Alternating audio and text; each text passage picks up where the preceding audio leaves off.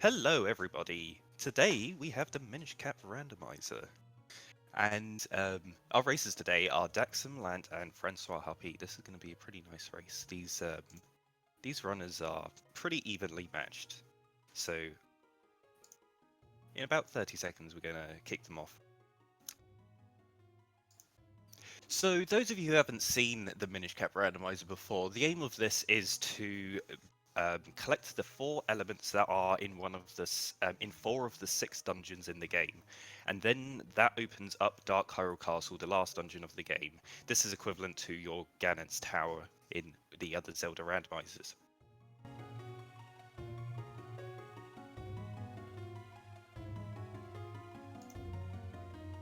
Right, our runners are nearly on their way now.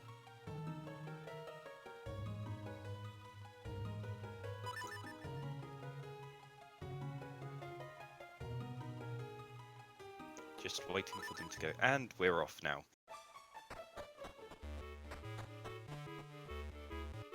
So the first thing our runners are going to do is go and pick up 3 items here from the Smith's house.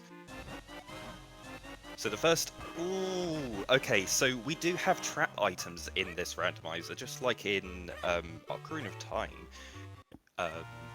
It will look like a required item. So there, it looked like the power bracelets, but when our runners went into it, it activated a trap, and it was an ink. Oh, the ocarina. Ocarina's really great to grab early on in the seed. It's gonna shave a lot of time off of the overworld travel for our runners. And our runners here are showing off Quick Warp, a addition to the randomizer that you don't see in the vanilla game. So Quick Warp combines a save and quit and a restart and then reloading your game all in one go. Slight bit of route divergence here. Francois gets the Karlov medal from the cafe lady, and Dax has checked the shop. The shop, unfortunately, is empty. The only item in there is the remote bombs, so our runners may go and pick that up at some point. It is only 80 rupees, so as soon as they have 80 rupees, they'll probably want to go in there and grab it. Oh no, Dax. Dax, you need to enter and exit. There you go. Okay. When you have the Karlov medal, it does open this house, but you do need to enter and exit first through some doorway for it to activate as being collected.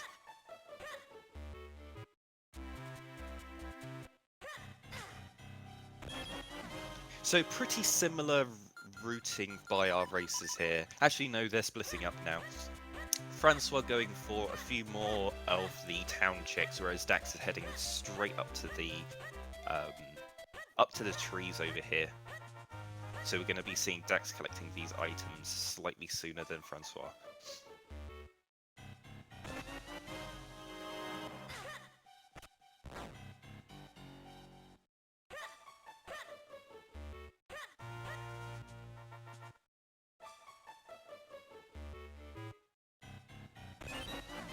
These trees are quite worth doing because there's 5 items here, 4 in each of the trees, and then when you hit all the switches, you get a staircase down to the middle. Yeah, so far all of these checks that our racers have checked are in the first sphere of the randomizer, so these are all collectible without any items at all. And really, the only item they have now is the ocarina.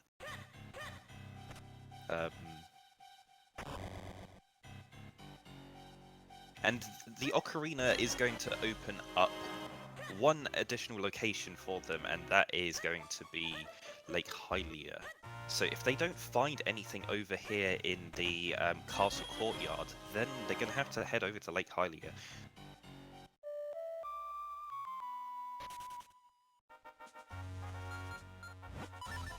Yeah, Francois making the first play going over there.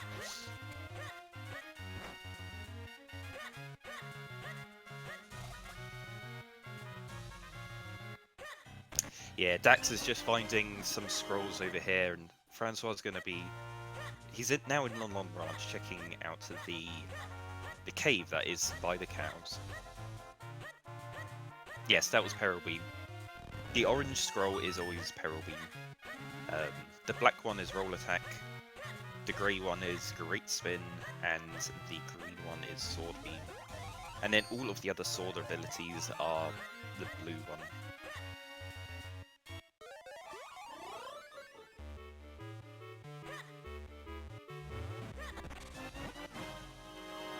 Okay, the mushroom. So the mushroom needs to be taken back to the sword, not the sword, the boot shop in town to Rem, and that wakes Rem up, and then you'll get an item off of Rem. Yeah. So Francois turned small here, not realizing that he had the long branch key, and that's what Dax is doing now. Dax is handing in the long branch key so that he can walk straight into here and pick up the item here. Oh, Francois finds the lantern.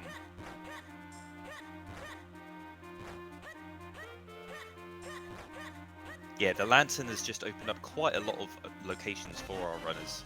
And the bottle, interesting. So the bottle is going to be important for being able to get up Mount Krenel and being able to go to Cave of Flames, the second dungeon in the game.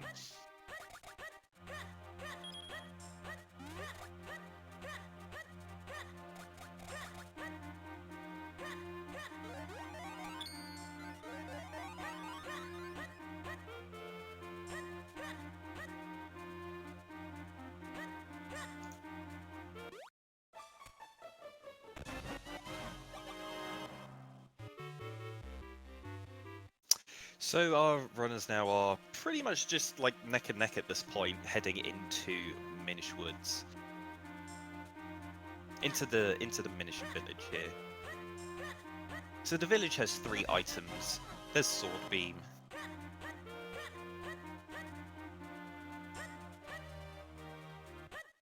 So we're really looking now for a sword. And unlike any other Zelda randomizers where swords are kind of like, you want one sword or maybe a couple, but you don't need all of them. In this one, you do need to collect all of them, and there are 5 swords as well. So our runners are going to constantly be looking for swords throughout this. And the flippers. The flippers have opened up the first dungeon in the game, Deepwood Shrine. Francois is heading back round in Minish Woods. However, the flippers open up Festari here and allow them to walk up through this section here to get to the to Deepwood Shrine, which is what Dax is doing right now. Yeah, Dax is heading right into Deepwood Shrine. We got our map check, and we have required dungeons everywhere except for Cave of Flames and Fortress of Winds, which means we are definitely going to have to go to Cloud Tops at some point.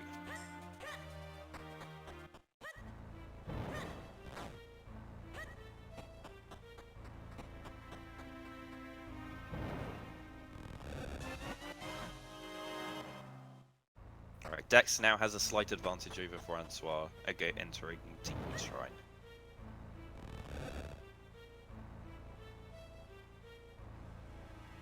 This dungeon is very much like the Fire Temple in Ocarina of Time, where the boss is right at the entrance of the dungeon, and if you get a big key in one of these first 2 chests, then it's very likely that the boss is going to have a small key, and you'll have to beat the boss and collect that small key before you can enter the dungeon and get most of the checks in here.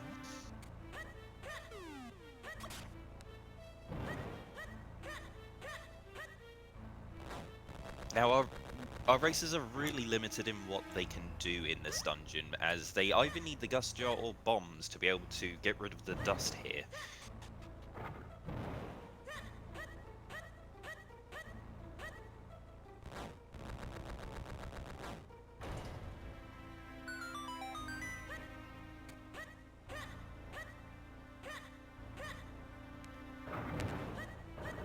And there is the boss key. It is behind. It's on the heart piece spot. That is past the Madapilla fight. So that spot doesn't require the swords to reach. So our racers will be able to make their way there on this leg of their journey into Deepwood Shrine. But in order to full clear this dungeon, they are going to need to have a sword and the Gust Jar. And there's our first sword. It is on the statue pool. Francois is taking stock of this. Okay, both of our racers are going to stay in the dungeon. They had an option there whether or not they wanted to bail.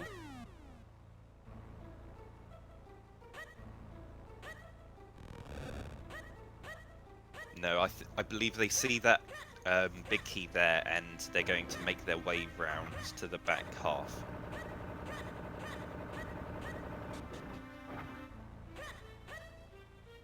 So on this right hand side here, they can use the flippers to skip a part of this puzzle here, and then head into this slug room.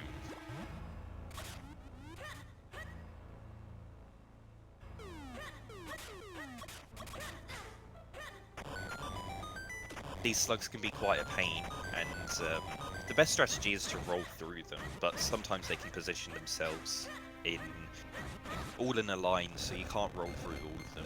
And then they're going to now fight these Mulldozers here. 3 red Mulldozers, a fairly easy fight. And it's just a bunch of rupees.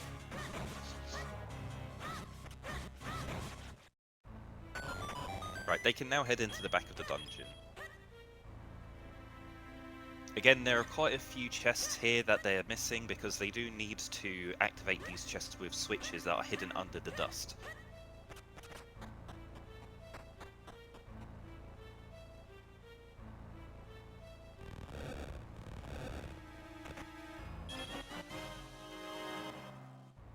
Also here, there is a second chest in that room downstairs, but they can't reach it as they either need the Gust Jar to use the lily pad to reach around to there, or they need to have the cape so that they can jump over that gate, that jump. So the cape is a very broken item in this randomizer.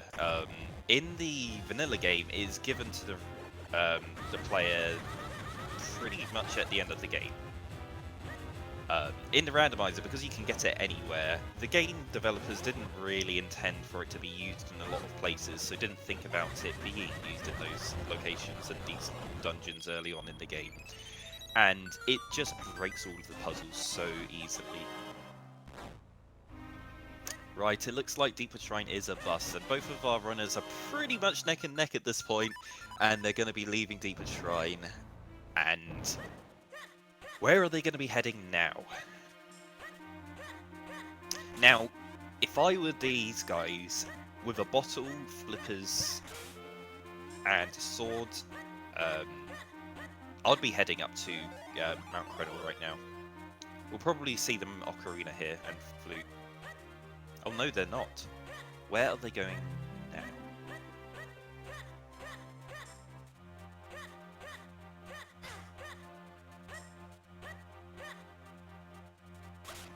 They're both heading up to Lake Hylia area.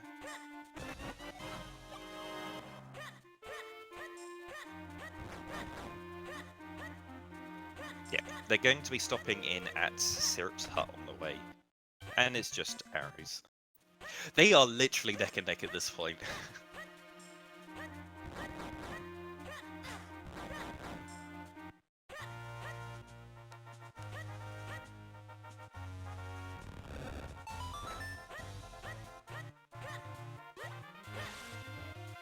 Right, they are both going to check the Goron cave here. Yeah, so if you've noticed, there are lots of chests that are just standing around in the overworld that you don't see when you play the Minish Cap for the first time. So we're playing on a setting called Open Fusions, where if you played the vanilla game, you'll know that there are these kinstones, these stones that you go up to NPCs, and you do a trade with them. You fuse your stones together with them, and it makes it makes things in the overworld appear.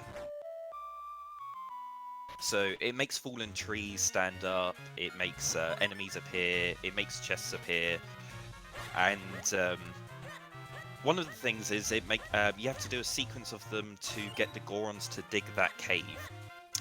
So with the open settings that we have for the race, it activates all of these at the beginning of the seed. So our runners aren't going to have to waste time going up to all of the NPCs to fuse with them to open up everything. Everything's just automatically open from the beginning of the game. Right, now we're going to see a bit of a difference here. Francois heading for the Greyblade Heartpiece and picking up his second sword, which is very good. Dax, on the other hand, is setting up here for a sequence break. So jumping off that cliff there on the right-hand side, he is now able to explore Lake Hylia as a Minish. Now, the logic only requires you to have the boots to be able to dash into a tree there, so that you can create a stump and shrink at that stump to turn small. So all of these items here are expecting that you're supposed to have the boots, but Dax does not have the boots. He is sequence breaking this. Oh, and Francois picking up the spin attack as well. That's very nice.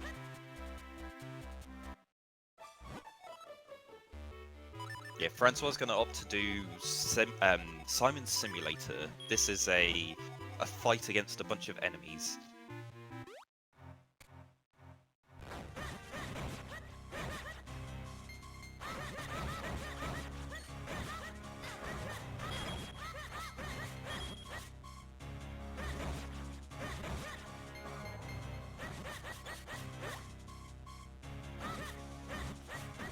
Dax is wishing that they had the cape right now, as the cape makes these caves a lot easier. The grip ring, very interesting. Okay, so in logic, the boots can't be anywhere that's behind the grip ring. This is going to be valuable information for Dax. If he's looking for the boots later on, that's going to give him a lot of information as to where the boots could be.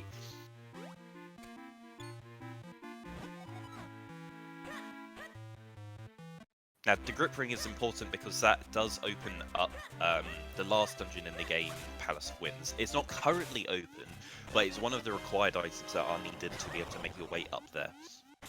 And Dax showing off that you can grow big once you're small and down in Lake Hylia. Even if you haven't bonked into the tree yet, you can walk up to the tree and be able to grow.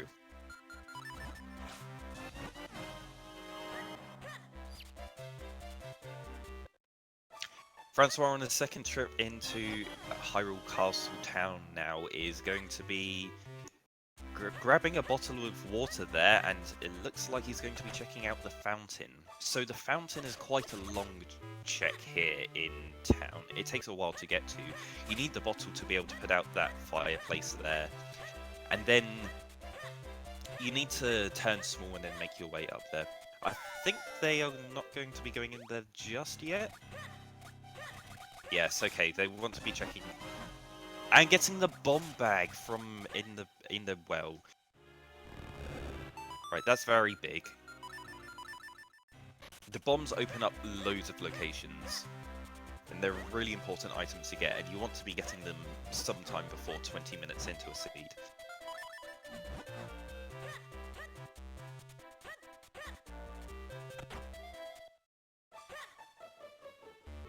And now he has his bomb bag, he might as well grab the remote bombs here. Oh no! The remote bombs were fake. Oh, that's very upsetting. The remote bombs are great. They really make using the bombs a lot easier and faster in many of the places. So it's definitely worth picking up the remote bombs if you can see them.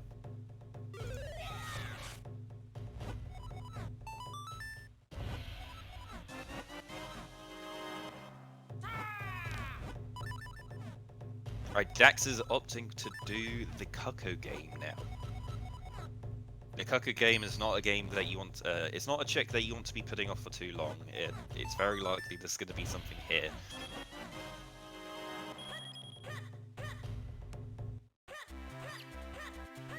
These Cuckoos are giving him some trouble. The yeah, they're definitely not going in straight lines here. But he has lots of time and easily does it with 10 seconds left on the clock. Unfortunately, it wasn't anything. Francois finds the Tingle trophy in the in the tree that is right next to Tingle. So Tingle is on the right-hand side here. He can't hand the Tingle trophy into Tingle yet because they do need to have the cane to be able to make the jump up to Tingle. So Francois is going to check a couple more items over here.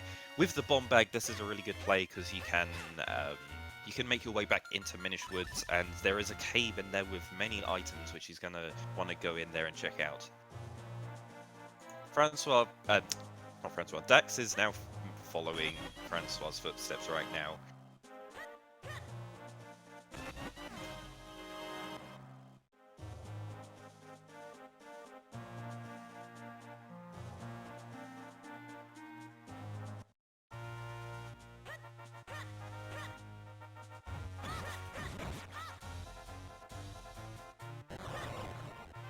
Yes, Nesmond, we've already been trolled once. We've had the remote bombs in the shop, and it was a fake remote bombs, unfortunately.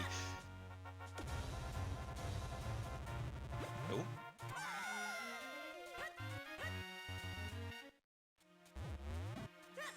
That was very interesting from Francois. I think he was trying to roll right and just holding right and not realizing that he had accidentally grabbed the mushroom there.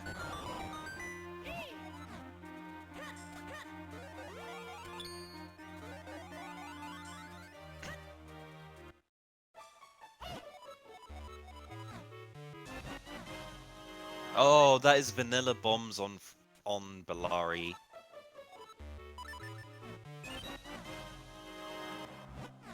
Yeah, fake remote bombs in the shop.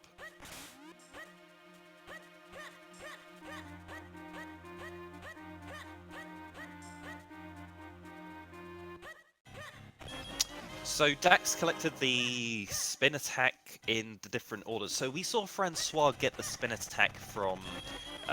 oh, and on Francois' screen we can see the cane is in this cave here. So it's gonna give him quite the advantage here, getting this cane at this point. So with Francois, when he went to Rem, we saw him get the regular spin attack, whereas Dax, when he went to Rem, he got the great spin attack.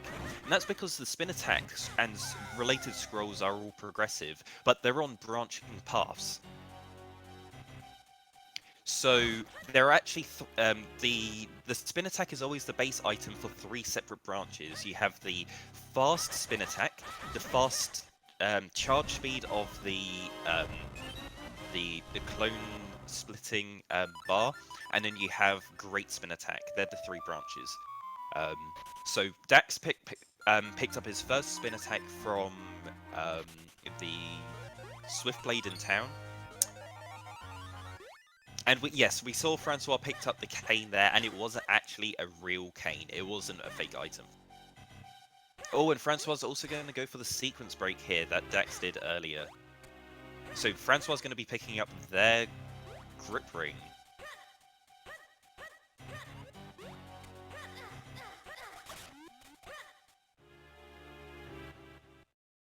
Oh, Dax? You sure about that? I don't think Dax has checked Juliet. Actually, I'm not sure exactly what was on Juliet. I'm sure it was dungeons. I'm sure it was not dungeons. I'm sure it was junk. So the dungeons are all of them except for Cave of Flames and Fortress of Winds. Yeah, iBot has all of the dungeons there. Unfortunately, we don't have an overlay for them.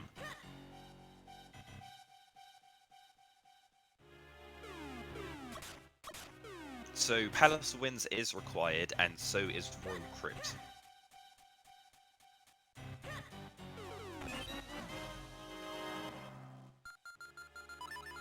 Oh yes, you're right, there is a kinstone on Juliet. There's a golden kinstone as well, so that might be important.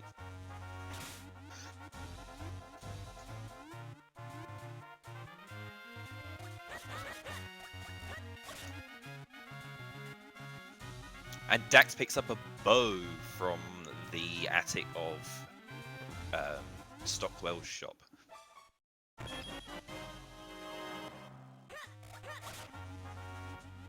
Yep, so in our community, we always know that the Fortress of Winds is going to be go mode. The Fortress of Winds has many items over in that area, and it's very likely that your last item is going to be in that area, because it's normally the last area that you visit in the game. So obviously that's going to be where you're going to find your last progression item. So in fact, many occasions we find that we'll find the 4 sword there, our last sword in the game. And there Francois picks up his grip ring. Dax really wants to be finding a bomb bag soon.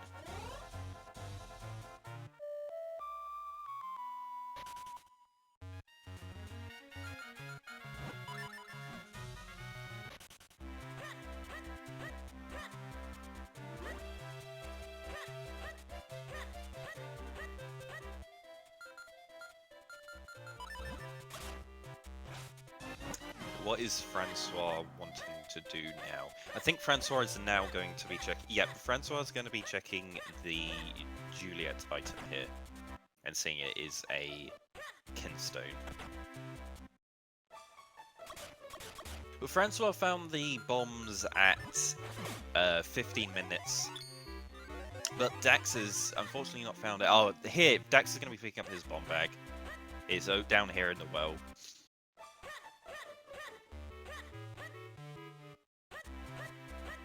And the second bomb bag is also on Bellari, which unfortunately is behind the bomb bag itself. So unless the gust jar is somewhere nearby, that is where our first bomb bag is. A Cloudtop's kinstone on Juliet, which is important. Our runners are going to have to be collecting all 5 of the Cloudtop's kinstones to be able to unlock the last dungeon.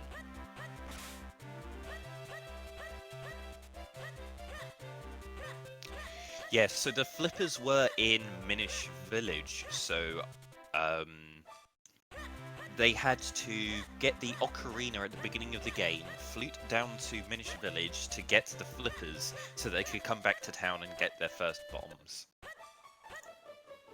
Also, the first sword was in Deepwood Shrine.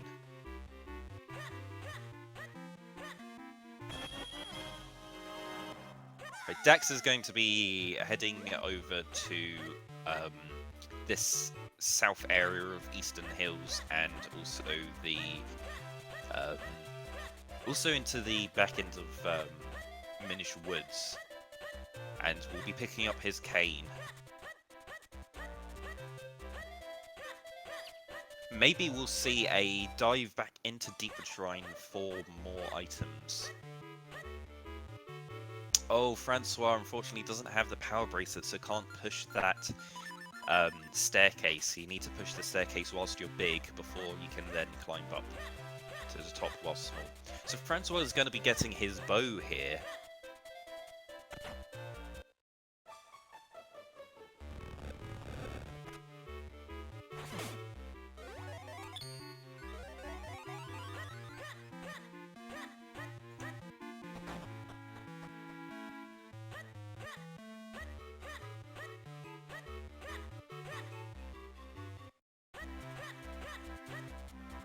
And Dax being happy to find that there is another bomb bag here. Finding 1 bomb bag is good, but finding 2 bomb bags is even better, because 10 bombs isn't much, and you really want to be having 30 bombs. That gives you lots of room to use stuff.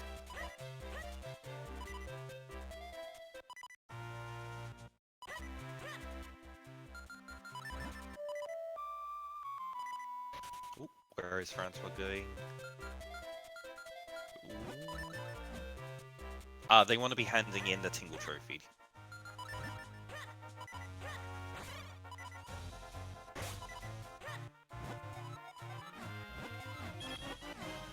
Now, they do have access to pretty much everything in up in Mount Crenel. There is only a handful of items that they can't get, but our runners are avoiding that area right now because Cave of Flames is up there, and Cave of Flames is not a required dungeon. So they're going to be checking a bunch of these overworld chicks that are near the middle of the map here before they're going to head out to further areas of the game. Yep, Dax picks up his cane. Now our runners are back pretty much level right now. They have the same amount of items, except for Dax. Dax has an additional kinstone here, but Francois does know that the kinstone is on the Juliet item because he did throw it, drop it down, but he hasn't gone and collected the item yet. Alright, Francois is going to be heading down into the school basement and going through this puzzle here where you have to use lots and lots of bombs.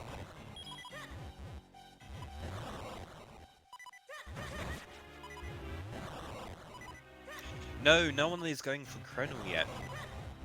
I was wondering if one of them was going to go for it early on, but because they got the bombs and the flippers very early, so they could have gone a while ago.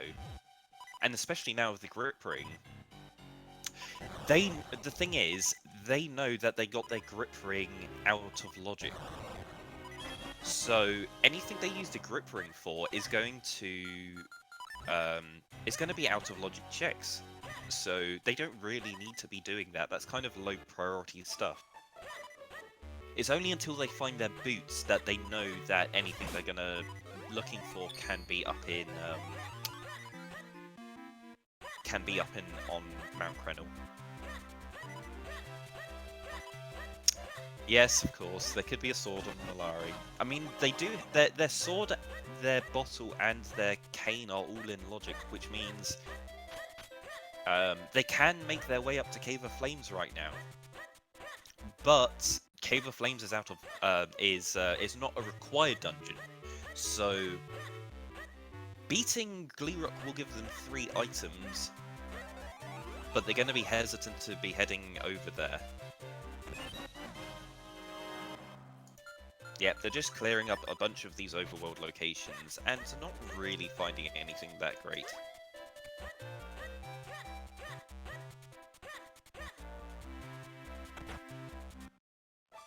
Francois picks up his Cloudtop's kinstone.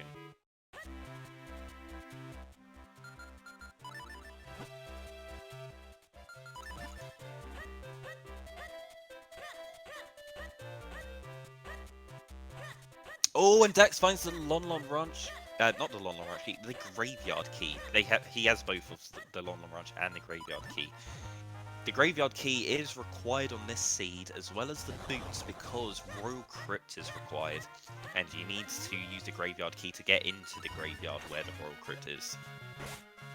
And of course, the boots are required because when you try and open the graveyard, a Gwei flies by and it steals the graveyard key off of you, and the only way to get the key back is to dash into a tree that the Gwei is in.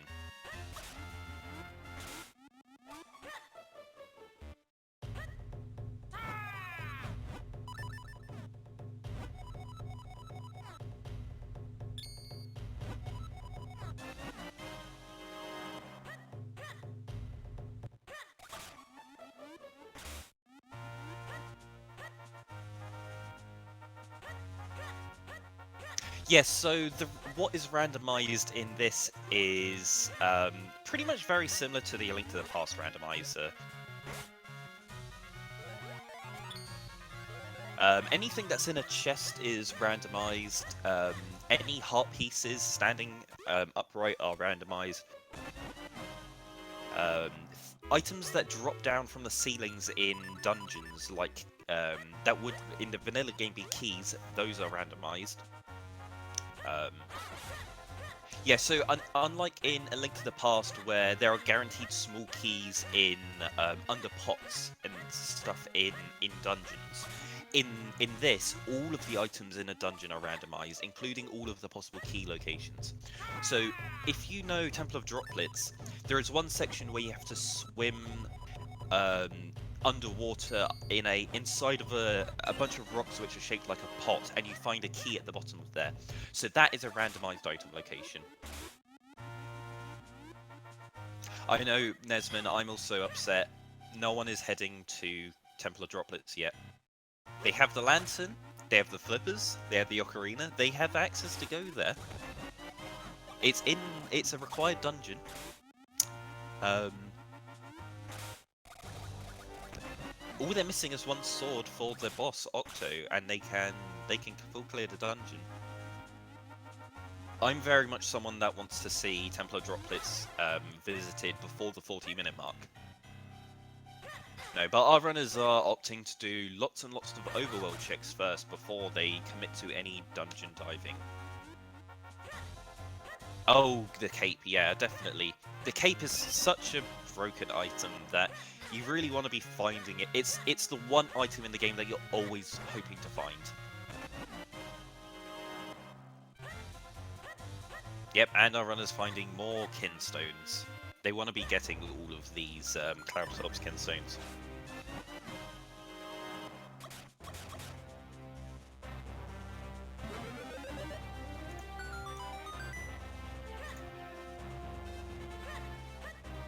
Yep, and both of our runners decided to enter Chrono pretty much at the same time.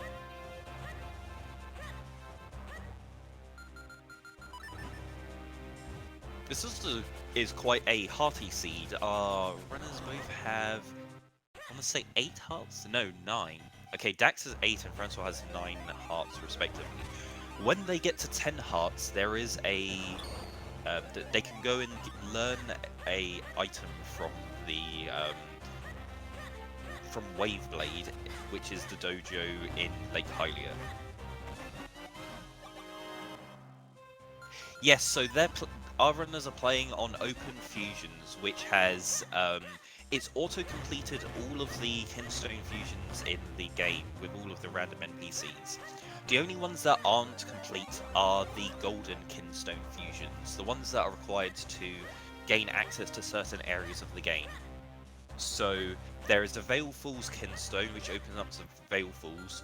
There are 3 Caster Wilds Kinstones, which open up the Wind Ruins and Fortress of Winds. And then there are the 5 Caster Wilds Kinstones that open up Cloudtops.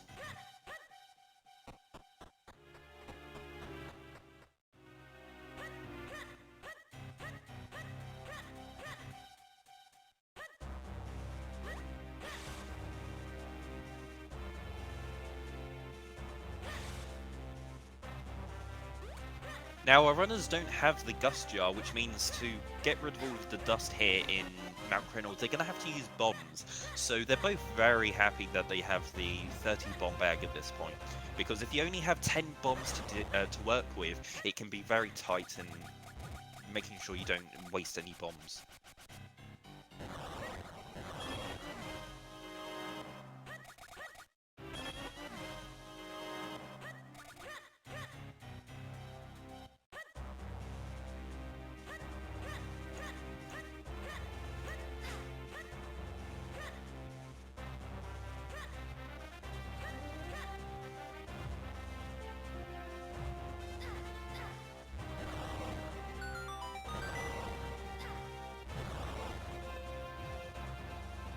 Right, we see Down Thrust, another sword scroll that is, it's a nice addition to have. It helps speed up a few of the fights.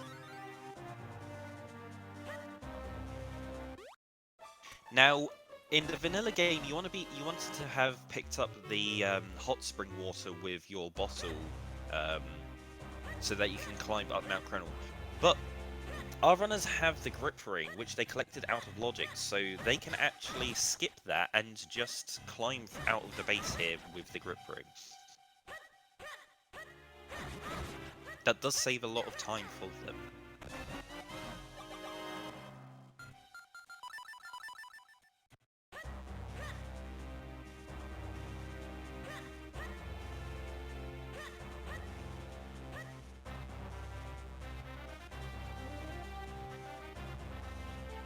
Now, there are a few options for our runners here in Mount Crenel.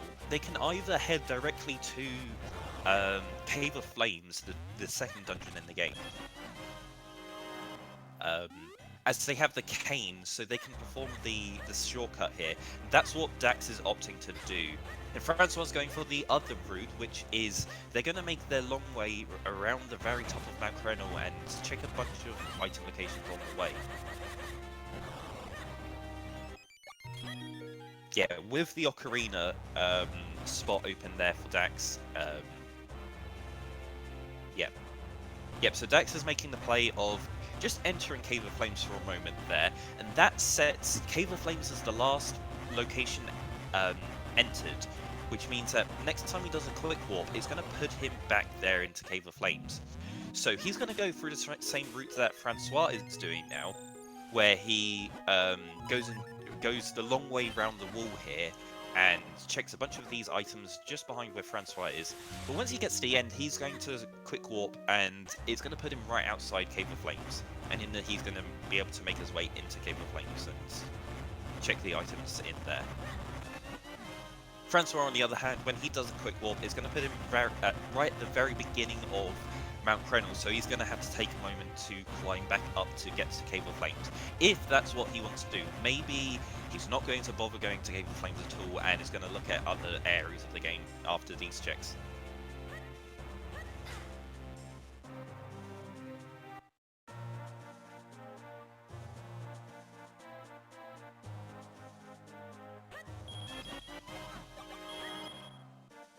Yep, just a heart piece at the top of the beanstalk there.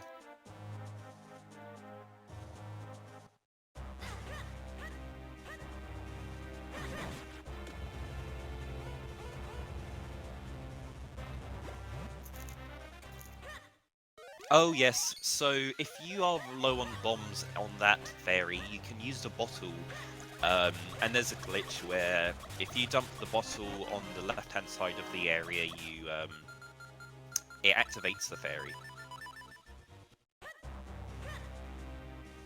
So Francois does have the some hot spring water there, so he's probably going to want to dump that at some point to get a fairy. Oh, and Dax is getting unfortunate here with those enemies at the top, getting in the way. Right, so Francois is heading into Cave of Flames right now, so we're going to see Dax and Francois entering Cave of Flames at pretty much the same time.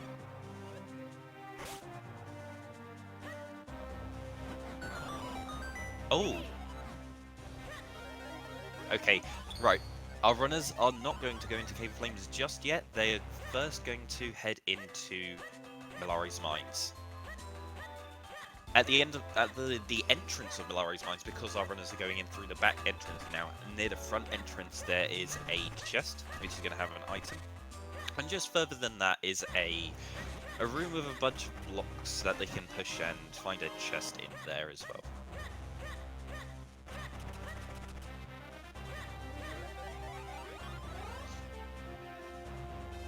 Well, Nesmond, there's your problem. You're not supposed to have the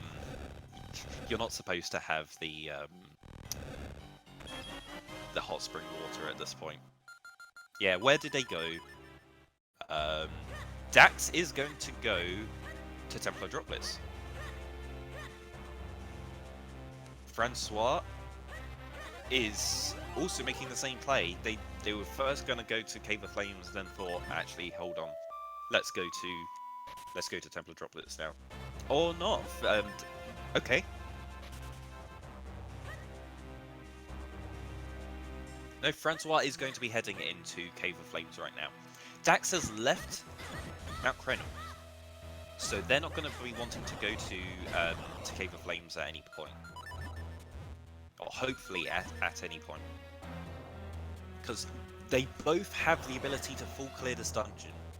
All you need to have is one sword and the cane. And you can see, you'll be able to collect all but one item, but that one item you can't collect, you can see what it is, So as long as it's not an important item, you can full clear the dungeon with just the sword and the cane. You'll need the bombs to be able to collect that one item, and our runners do have the bombs, so it's fine. They will 100% be able to 100% Cave of Flames. Yeah, Dax has a few more overworld checks here that they're going to want to be doing first before making their way up into Cave of Flames.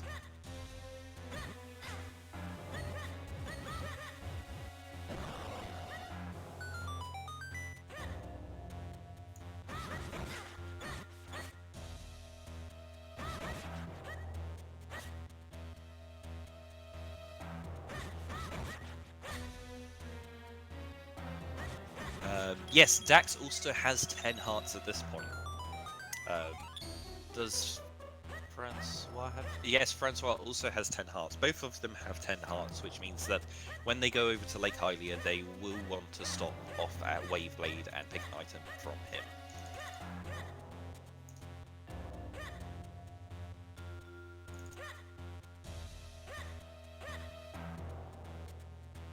Okay, Francois has just made his way to the area of Cave of Flames where there are lots of items. So let's see what he's going to get from here.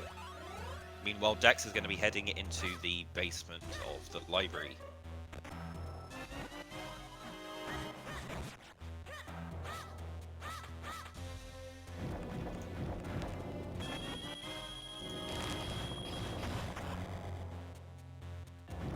And there's the boots for Dax. Right, so that has brought Dax's grip ring into logic.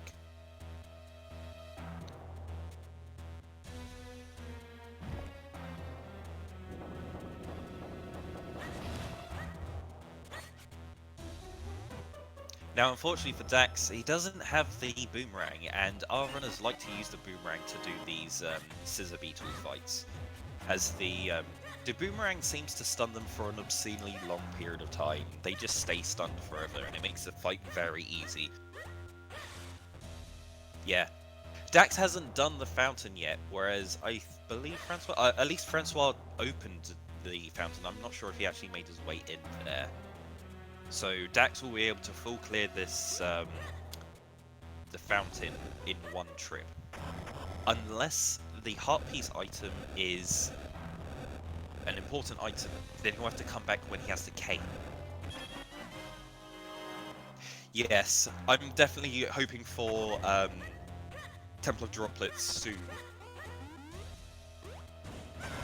Now, unfortunately for Francois, he hasn't picked up anything important from Cave of Flames.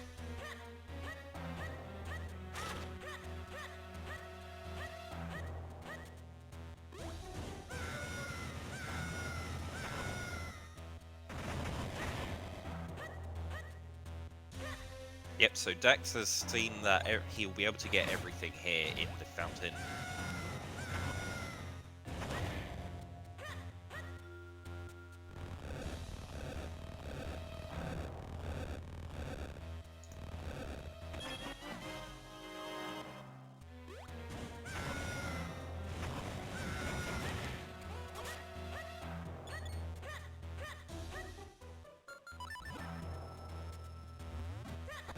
Oh, and there is another bomb bag from Dax.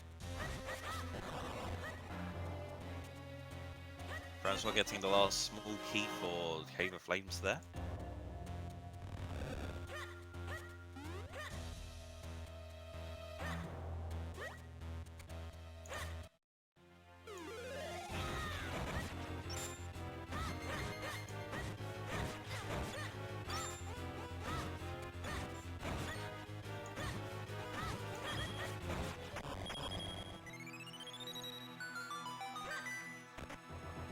Yeah, with the item layout they have now, Templar droplets is such an important place to go. I mean, it is slightly upsetting that they don't have the cape, so they can't do the strategy at the end of the Dark Maze to be able to save a bunch of time in the dungeon. Yeah, Dax having the boots now means that there are a bunch of overworld locations that he wants to be checking out now. And especially they're one of the kinstone pieces for Cloudtops in the garden of in the Hyrule Castle courtyard.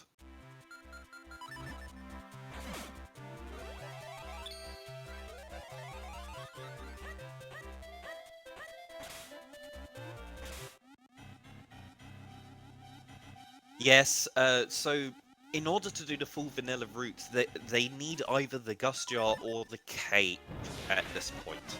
Yeah, Francois also picks up his boots, hot on Dax's tail.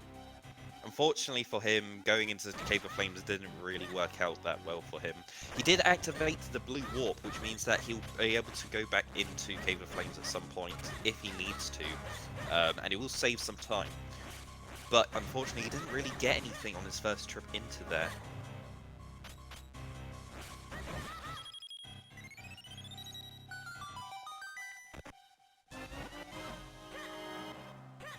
Rockbreaker, another really nice, nice item to be picking up. The scroll attack, the sword scroll. Oh, guard just mode. Jar go mode is a horrible go mode item. The jar is a it's just one of those items you just don't want to be looking for after an hour in.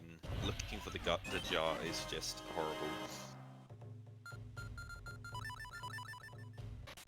And Dax not getting anything important there from Waveblade.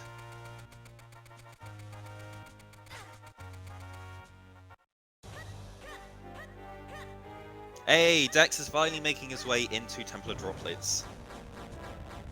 So with Templar Droplets, the first two items here are never randomized because there is no way of randomizing them. You have to have a small key here, and then you have to have a big key on the next check.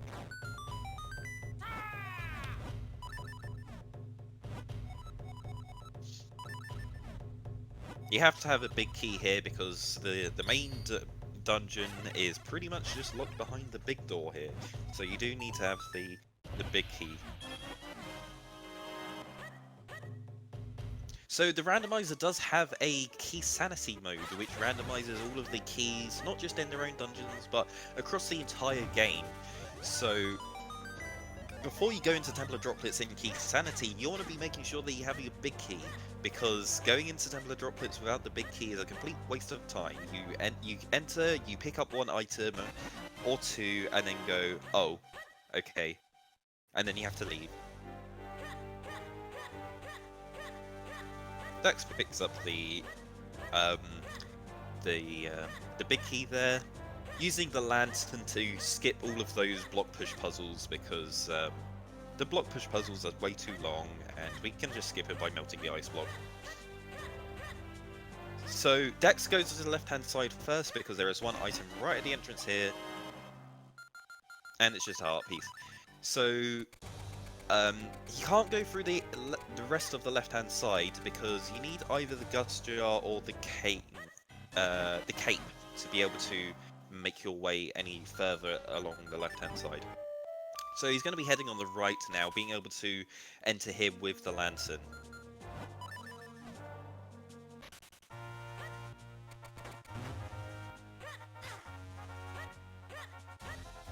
Now this is a room that you just don't want to do unless you have the cape.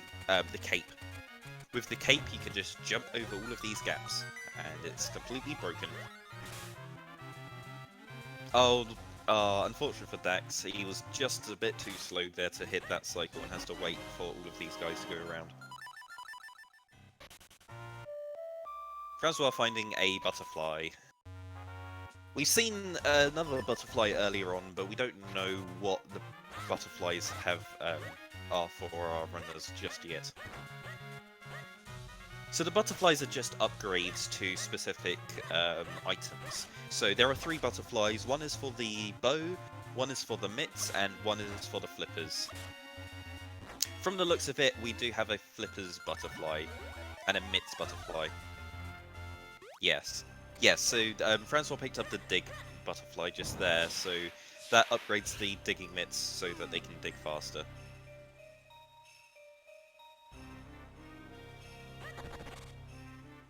Now we see both of our runners in Temple of Droplets.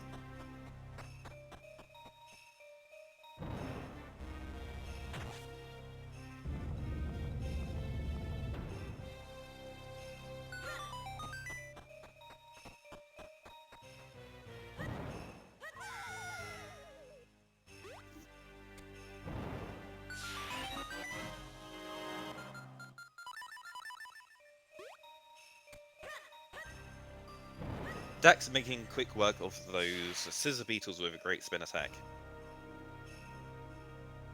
Again, you really want to be having the boomerang to be able to make that fight easy. But that's the boomerang's not an item that we've found yet. Luckily, the boomerang is pretty much just a luxury item in the randomizer. Not it can be used in logic for certain item locations, but it's never 100% required. There's always a way of avoiding using the boomerang.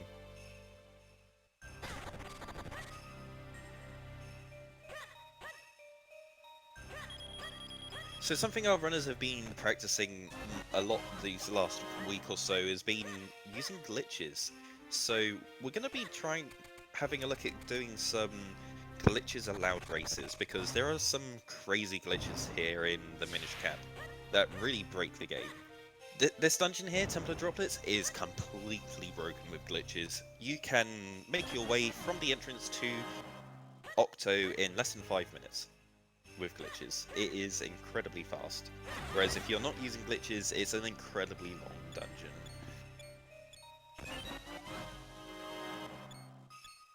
So one of the things our randomizer does is it actually patches out glitches. So even if our runners were trying to do the glitches, they wouldn't be able to.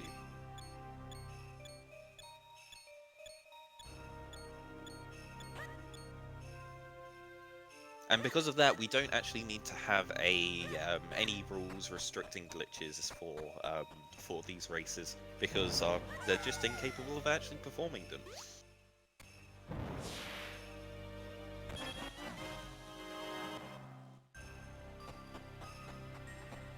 Okay, Dax has checked everything he can so far in Templar Droplets and is bailing. Right, and he is opting to head back into Deepwood Shrine. And to check out the couple more item locations that he has available to him.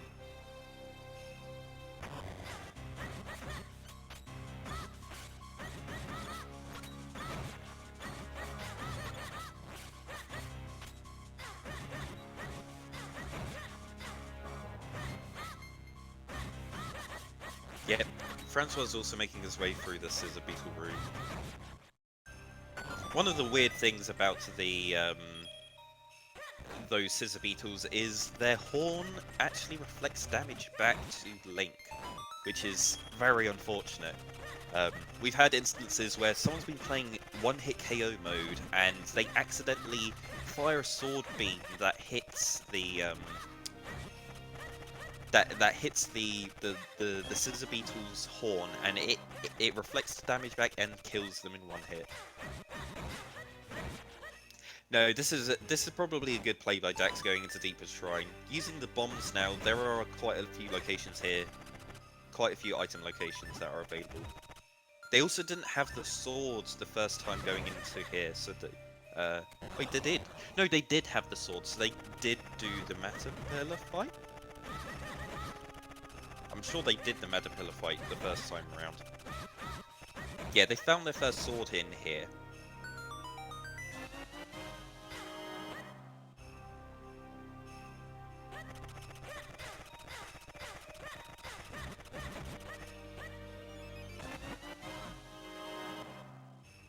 Alright, Dax has found everything in there, and there is nothing else to do. All of the other items in Deeper Shrine now require the Gust Jar. So this is not a nice set of items. missing the Gusser Jar, the Cane, not the Cane, the Rock's Cape, and the Mole Mitts, they're all quite important items that open up lots of stuff, and they're desperately trying to find out where those items are. Honestly, at this point, they have to be in the back end of Cave of Flames. There's nowhere else that it can be. Our runners have collectively checked everywhere else. There doesn't seem to be anywhere else they can go now.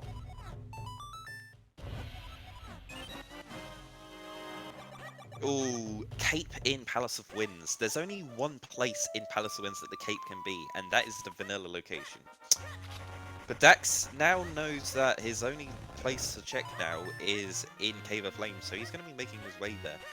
Now, Francois has already cleared out the first half of Cave of Flames, so once he's done these overworld checks here, he's going to fly back to Cave of Flames and be able to skip directly back to the middle part because he activated the blue warp. And the blue warp is the halfway point of most of the dungeons in the Minish cap.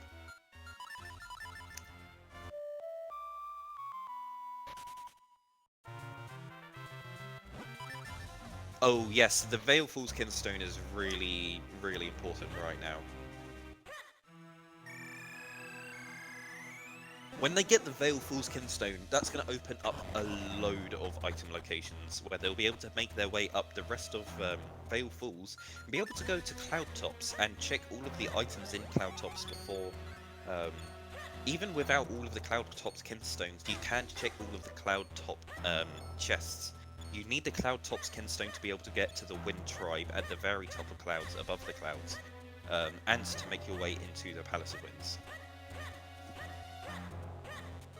Yeah, we also want another sword. Another sword would be huge. It would open up a load of item locations in Castor Wilds. Yep, Francois is now in Cave of Flames and is much further in than Dax.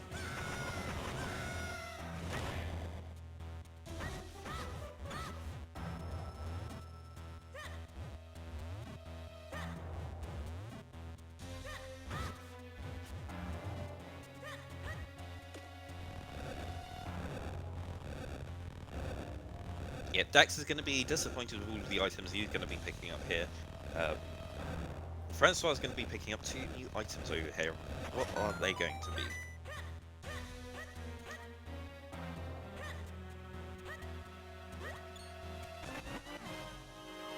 There's the boss key.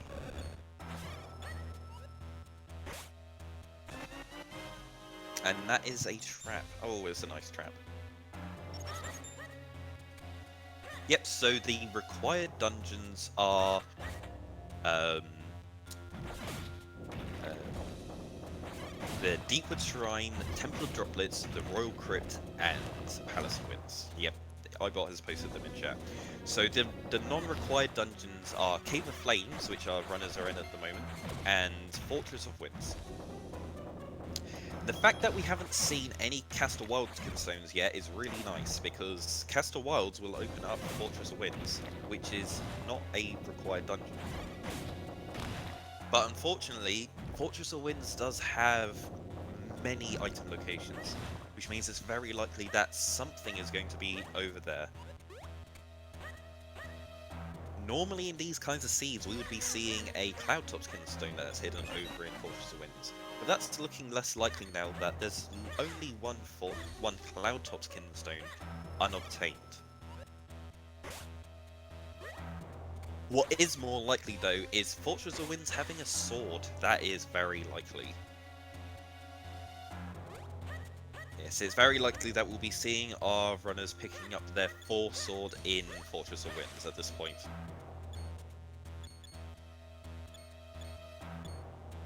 Yes, they are looking for 2 Kinstones. They have 2 more Kinstones that they are required to get. The Veilful's Kinstone and last Cloudtops Kinstone.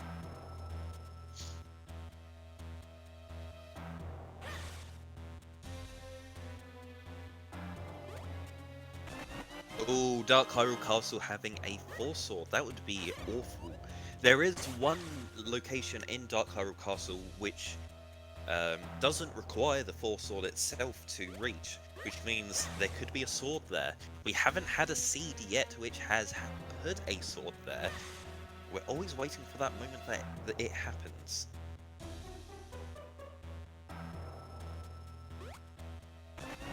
Ah, the Gust Jar is in Cave of Flames. Oh boy, Francois is not happy to see that, and Dax is gonna find that in a few minutes and is gonna be very upset as well. That is not a nice location to find the Gust Jar. Oh, I didn't see what kinstone that was.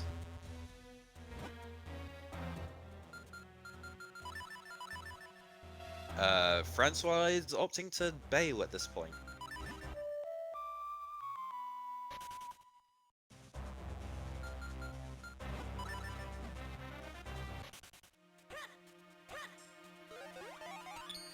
Yes, okay, it looks like a Castle Wild kinstone at the moment.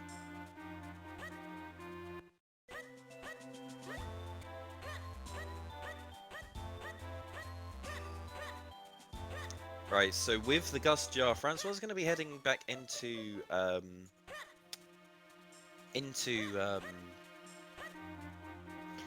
Deepwood Shrine, and we'll be able to full clear it.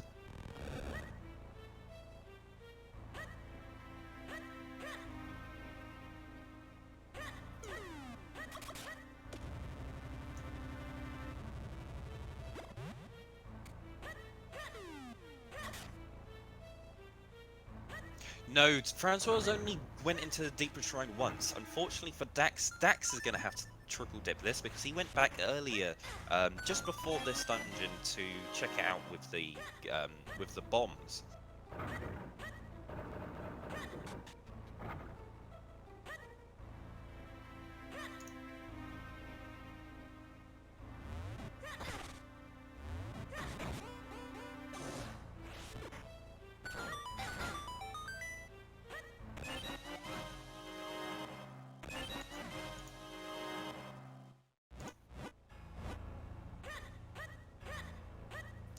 So, I'm the lovely soul that rolled this seed.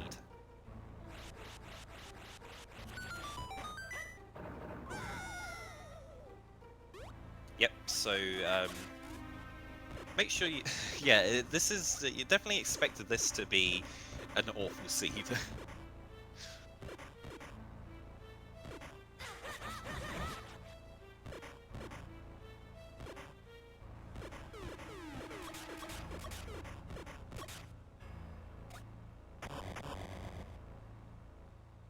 Yep, my seeds are either, like, awful health spawn, or they are super fast jet seeds. I always make interesting seeds. They're never boring.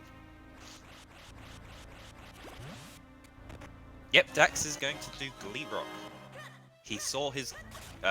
he didn't see his Gust Jar because he's seen that Glee Rock's right here, so he's gonna go and do this first. I mean, Glee Rock does have 3 items. It has 2 items on himself, and then it does open up Malari.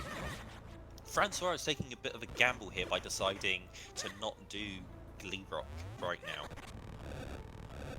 Though, he does have the red portal for Glee Rock, so he can go back at any moment.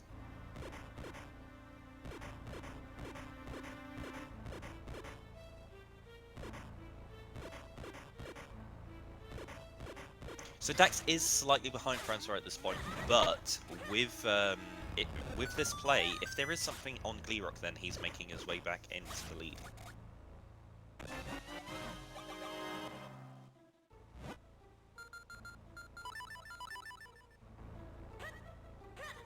Yeah, Dax is not opting to use bow strats on Glee Rock here. So Nesmond discovered that if you use the bow on Glee Rock, it actually finishes the fight a lot faster than if you use the sword. Because you can start attacking with the bow much faster than if you use the sword. Because with the sword you have to wait for his head to drop down and then roll into the middle of his body and then start attacking him.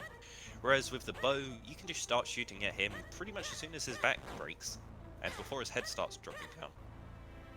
Without the butterfly, yes, it is worth it, because they can use the boots to boot cancel, and that's just as fast as the butterfly. And Dax finds the boomerang, which is going to be, well, it's a nice item to be getting. He's going to be happy that he's got it, but it's kind of not what you're looking for when you're doing you're full clearing a dungeon to find progression. And if that's what you're finding, you're not very happy. So to boot cancel to go as fast as with the butterfly, as soon as you press one of the buttons to fire an arrow, and as soon as the arrow leaves the bow, you tap the boot button, which on the randomizer is automatically bound to L. And then Link starts charging his boots, and that cancels the animation of putting the bow away, which makes it speeds up the bow considerably. And if you're frame perfect, then it's just as fast as using the butterfly.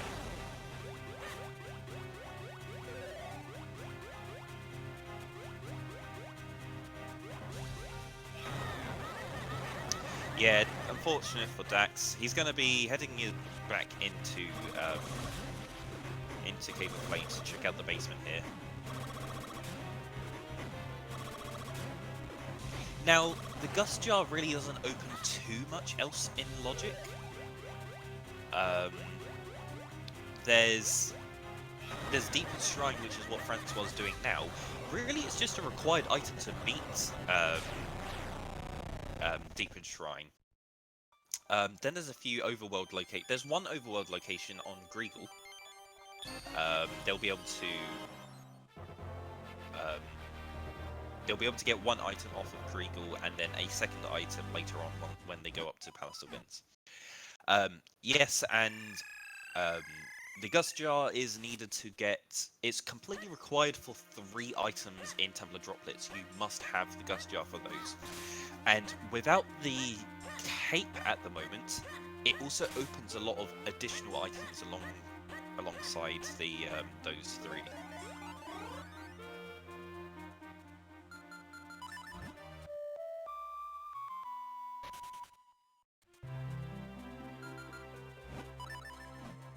So Beryl, is it possible to get to Castor Wilds without the red sword?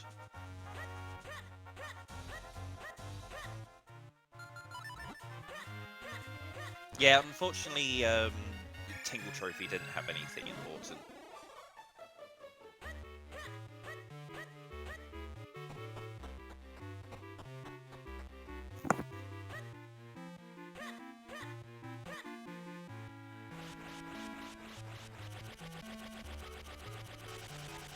Okay, we're definitely going to need to have a video of that, Beryl. Like, if we can get to Castor Wilds without the red sword, that is huge.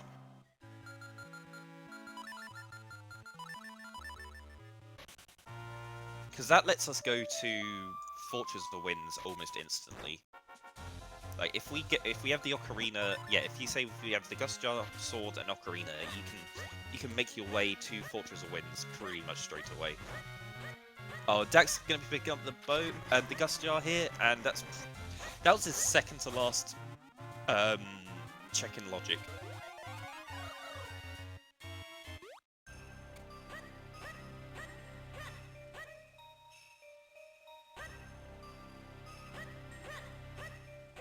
Yeah, and Dax picking up his Castor Wilds Kinstone there. Dax now knowing that he's going to have to be heading back to... Yeah, Dax is upset. He's going to have to head back to Deepest Shrine and Temple of Droplets.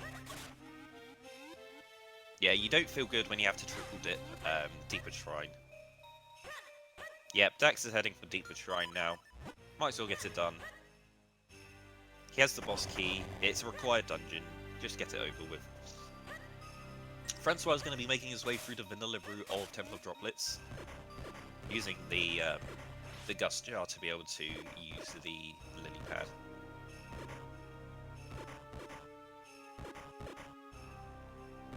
And Francois has all of the small keys in Temple of Droplets.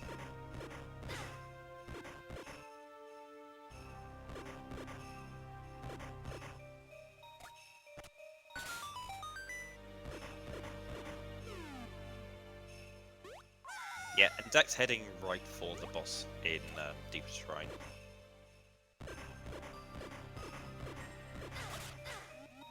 Yep, so Francois gonna want to be picking up this this item here in the underwater pot. This definitely has an item.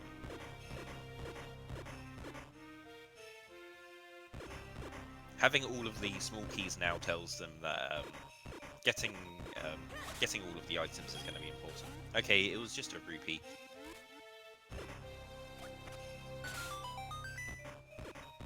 Now there are only a handful more items left for Francois here. There's only 4 more items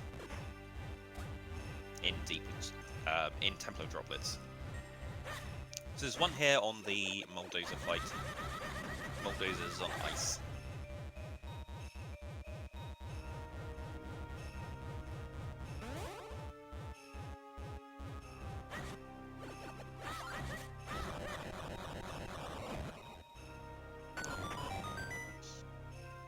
Now it is possible to beat the Madapilla in a single cycle if you have the Great Spin attack. And the green sword or better, so he did have the item combination to be able to one cycle the Madapilla fight. But it is quite difficult to get a one cycle on that fight. The one on ice, because the ice physics are quite annoying. Right, is Francois going to do the ice block skip? No, he is not. He is going to take his time now going through the basement of Temple of Droplets and doing this ice puzzle here.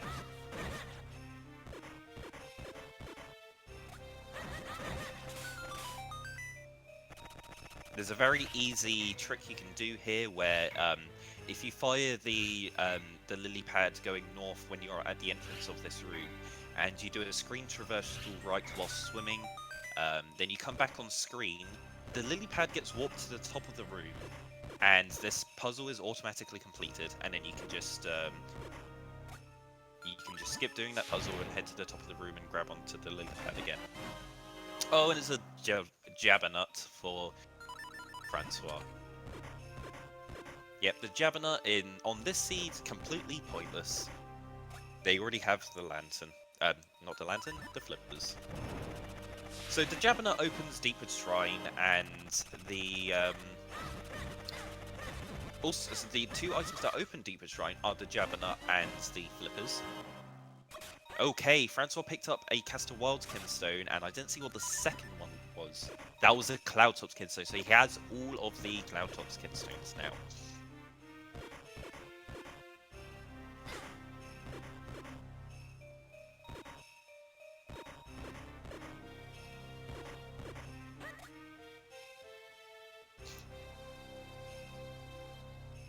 Yeah, so the first item our runners picked up today was the Lon Lon Ranch key, which was actually useful until 2 items later they found the Ocarina, which made it completely useless. So the Jabbernet and Lon Lon Ranch key aren't always completely useless items, but then most of the time are completely useless.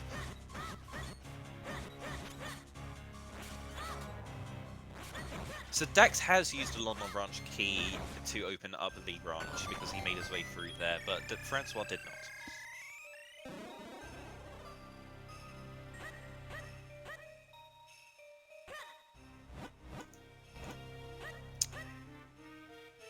Alright, so Francois has 1 item left here, and it's the Blue Chew.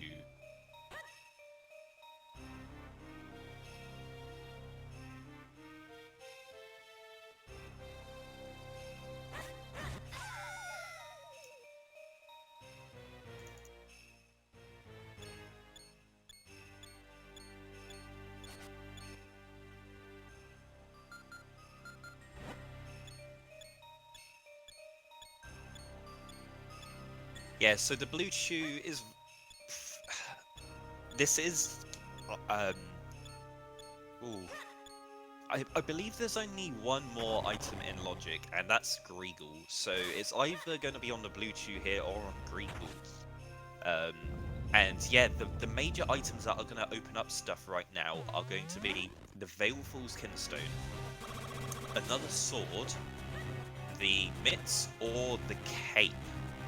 Actually, I'm not even sure the cape opens too much. I think it's only 2 more items with the cape.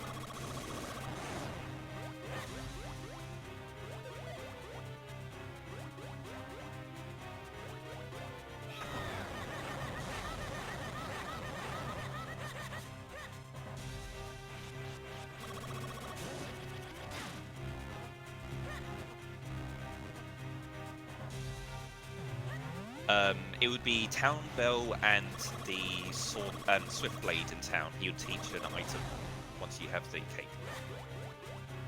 Oh, they've already seen the heart piece on the lake, and it wasn't anything important.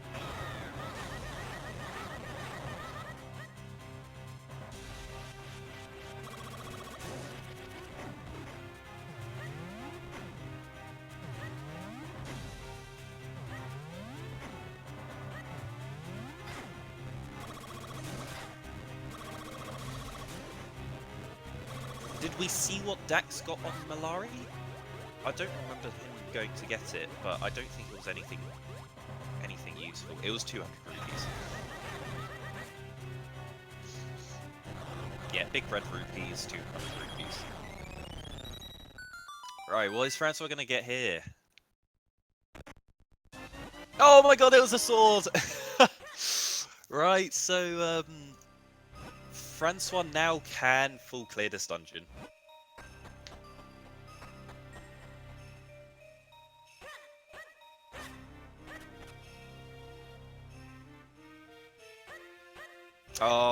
Oh, Dax got the 1 cycle on the Madapilla fight. Very nice. So Dax is a little bit behind Francois at this point, but it's definitely not over at this point. There is a lot of additional checks to be made, and it's even down to execution differences, it can completely change, even if they follow the same route, which is most likely not going to be the case. They're going to be going in different routes throughout the rest of this scene. That is almost a sword on Octo. You're right. Oh, Francois is on low health here. This is not good. He's going to be picking up the heart that is there. But he's going to have to be making his way through the rest of these rooms with only 3 1/4 hearts, which is not a nice prospect. And he's really wishing that he dumped that hot spring water and picked up a fairy at some point.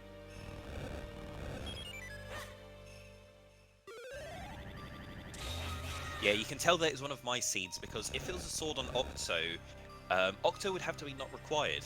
But because Octo's required, it would put the sword on Blue Chew instead.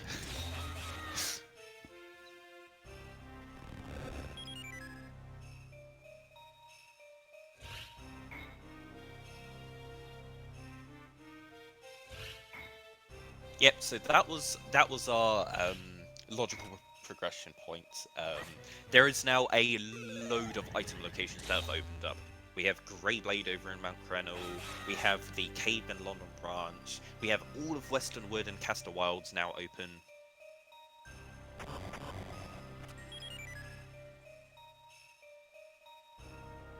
It's about 20 item locations in total.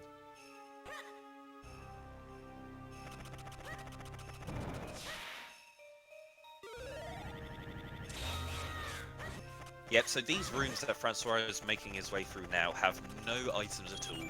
They are completely useless, pointless rooms that you just have to make your way through to be able to get to Octo.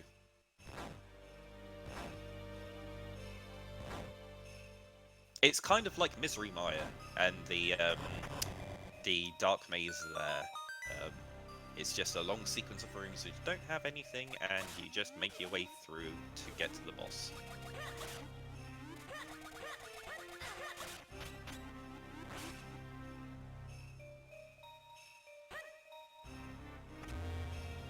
I'm not sure Ocarina of Time has an equivalent room. There are pretty much a chest in every single room in the Ocarina of Time dungeons. I guess the closest thing would be Jabu Jabu. I think the second half, where you're making your way to the boss, is also super long and tedious and pointless.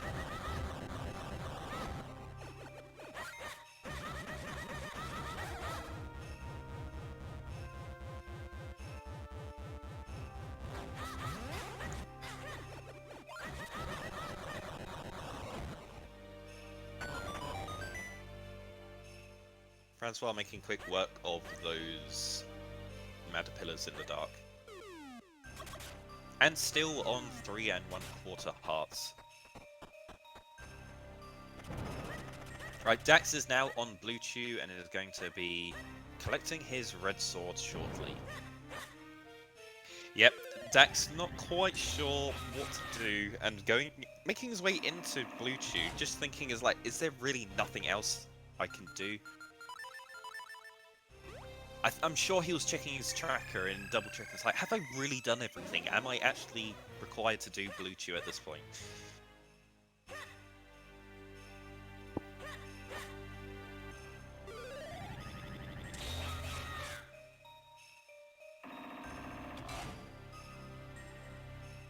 I'm sure our runners have done this at one point, but have they gone up to Vale Falls and checked the first heart piece? Not the one that's you have to use the cane to get, but use the bombs to go through the main entrance where the bridge is. I'm sure they've done that, but I just didn't see them do it. Yeah. I'm sure they just peeked in, saw that it was junk and left because, and that's a very quick check as well. Right, Francois has now opened Octo. It's going to be heading into there and be subjecting himself to the RNG that is Octo. Right, Dax finds the sword and is... Dax is very upset. Slashing his sword around in circles. Right, what does he want to do? He's heading back in. He's going to go fight Octo. No reason not to.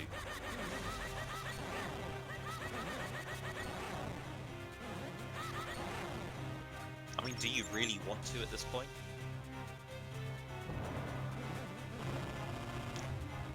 It wouldn't be a bad call to just avoid this, because you can come back here later with the cape. The cape's 100% required. And the reason why you would do this first is if you're gambling that Octo has the cape itself, and that's really, really unlikely. So our runners could just leave at this point and come back with the cape, and the cape would speed up this quite considerably.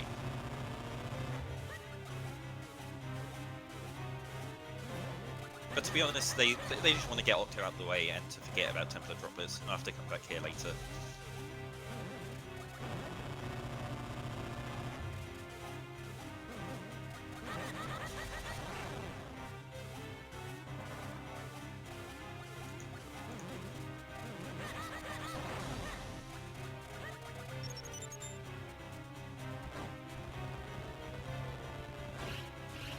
Francois will be collecting their second element when they have beaten Octo. So Dax is going for that option, and he is going to do Octo later.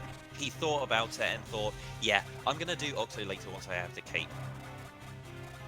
The cape is a guaranteed item. You are definitely going to have it at some point, so might as well go and find it first before you have to do the stuff without the cape.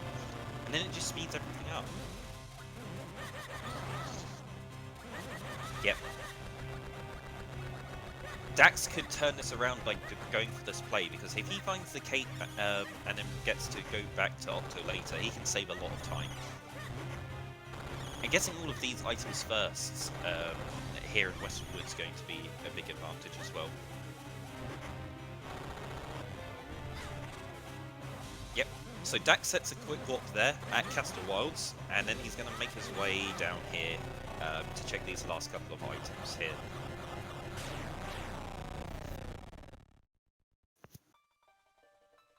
Right, Francois, what are you going to get? So the element is the wind element.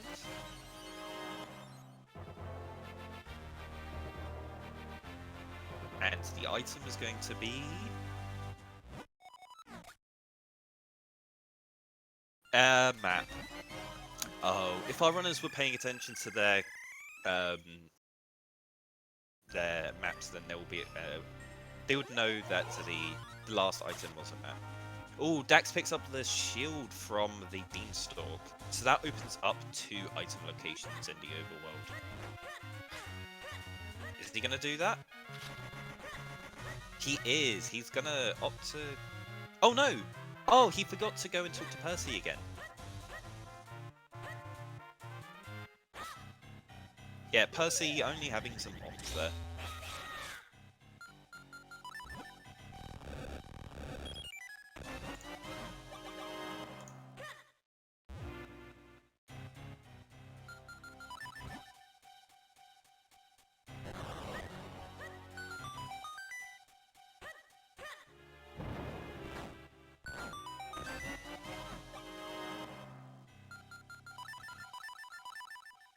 Yep, so Dax is making his way through Castle Wilds now. Gonna be finding a bunch of items here, hopefully.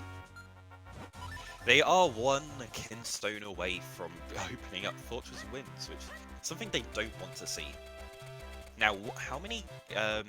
Oh, and Dax finds the next sword! The sword was in the grave here in Castle Wilds.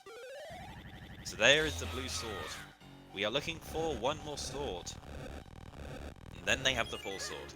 But that is not all they need for Go mode, because they still need the cape. They need the cape, they need the Veilful's Kinstone, and they need a sword. That's all they need for Go mode. Now, with that sword, Dax has access to the graveyard now. He can full clear that because he does have the boots and the graveyard key. So Royal Crypt is completely open.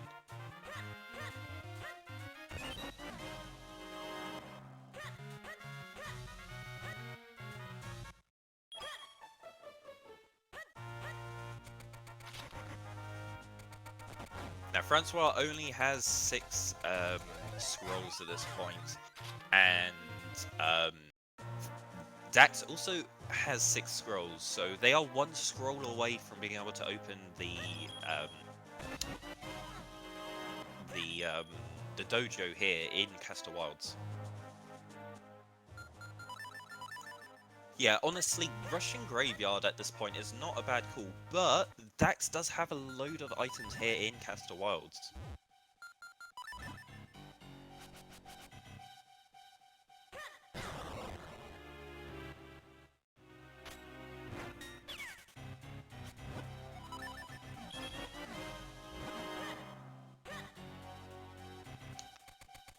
Yeah, with required Royal Crypts, all of the items in Graveyard are very close together, which means you wouldn't be losing too much time versus Go moding Royal Crypts, so it's a really good idea to go there right now.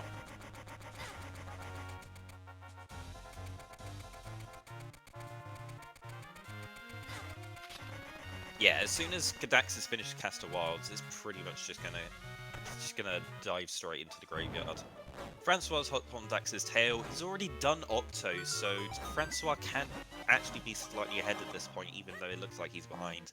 It's really close, and hard to say who it exactly is in the lead at the moment. Well, Dax is opting to do hiking right now. He's going to go and do all of the Minish checks. When you start doing the Minish checks, there's no point in backing out at halfway through. You want to do all of them in one go.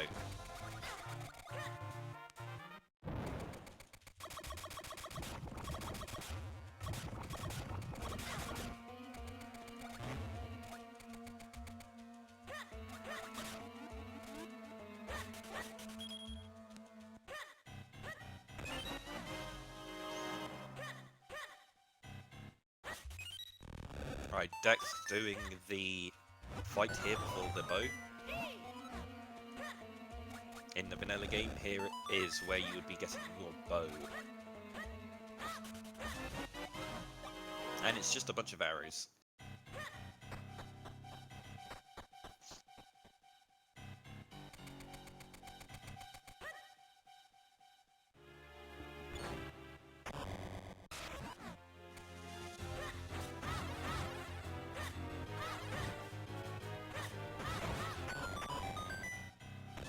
Now, Dax and Francois have different strategies for fighting the Dark Nuts with. Dax decided to dash into the wall and bounce off of the wall to be able to get behind the Dark Nut to be able to do damage to it, whereas Francois opts to do a rolling strategy instead.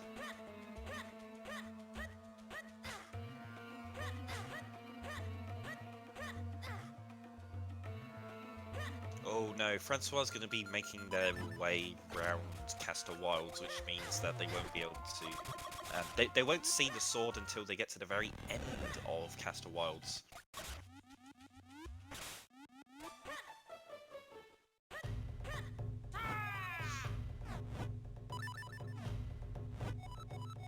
So one of the major items that our runners don't have is the mitts. However, the mitts aren't required. They don't have Fortress of Winds as a required dungeon, which means they don't need to use the mitts to... Fortress of Winds is the only dungeon that requires the mitts you use to be able to complete. So it's completely possible that our runners won't see the mitts ever this seed.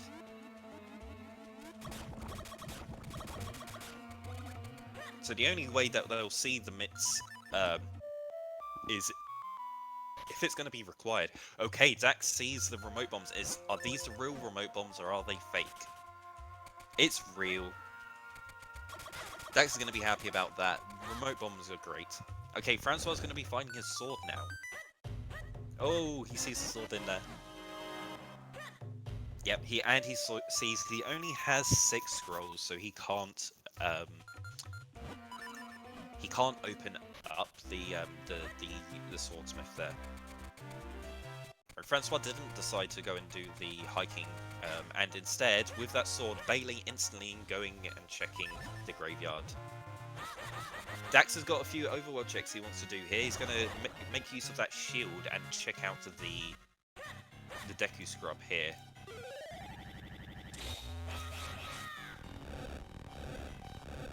Right, and he's also going to go up to Mount Crenel and check out Greyblade. Oh, and Francois finds the Force Sword at the entrance to the graveyard. That's definitely paid off for Francois there. Now, is Dax going to find anything useful over here in the graveyard? Not in the graveyard, up on Greyblade. Francois is heading over to the graveyard. Yeah, Dax saw that shield and was like, oh, I'm going to make use of this, but unfortunately it didn't really give anything. Francois finding another scroll that has opened up Swiftblade for him in the Swiftblade the First grave. Back in Castor Wilds. Yeah, Francois gonna now head his way through Lost Woods. Now you'll see a lot of our runners will not use the lantern when going through Lost Woods. Francois making a point of it, they're using it and getting grabbed by the genie. These ghosts are called genies. So if you don't have the lantern equipped and you're going through this in the dark, the genies don't aggro you. And yeah, Greyblade having 2 scrolls.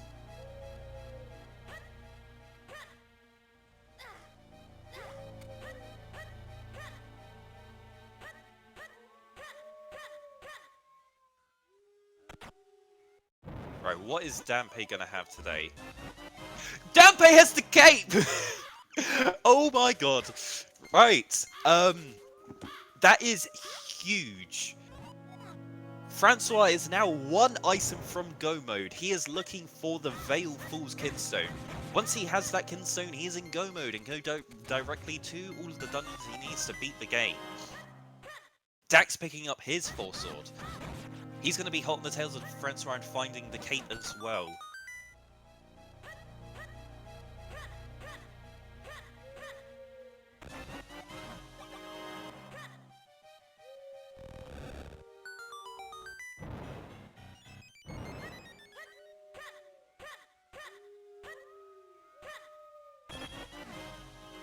Francois just checking a few more of these items here in the graveyard. These are very quick checks that you can get done. it does make a lot of sense to be checking all of this stuff when you one item away from go mode here in the graveyard. Rockbreaker being a very nice item here, being able to break those blocks. Yeah, Dax making his way through Lost Woods here in the dark.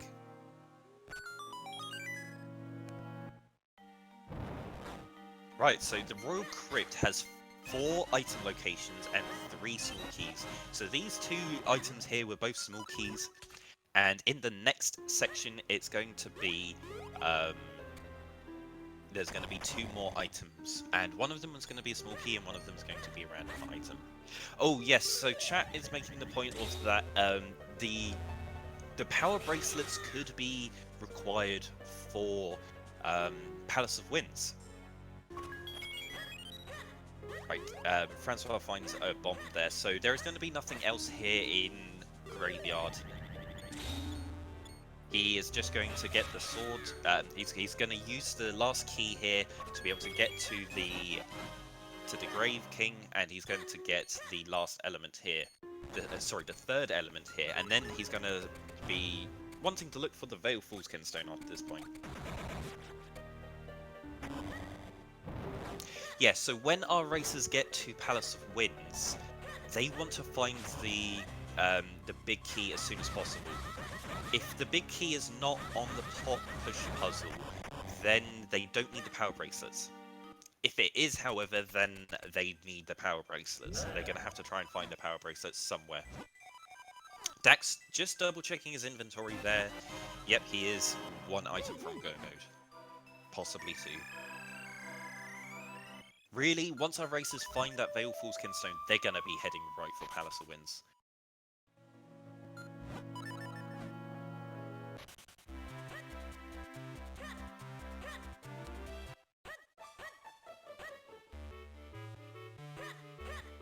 Yeah, so the mitts, you normally think that the mitts is a required item, but it is not in this case, because it's only useful in Palace. It's only required to beat 1 dungeon, and that dungeon is Fortress of Winds. And in the race today, Fortress of Winds is not required dungeon, so we can completely skip the mitts. Francois finds dog food in the garden. Yep. Francois has the Force Sword at this point, so the first thing you want to do is be checking the school garden.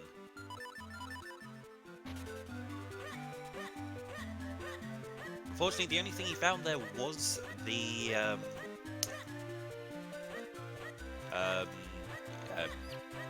dog food, so he's going to have to be checking a couple more item locations here with the cape. Did we get a bell check? Did he do that as soon as he entered the town?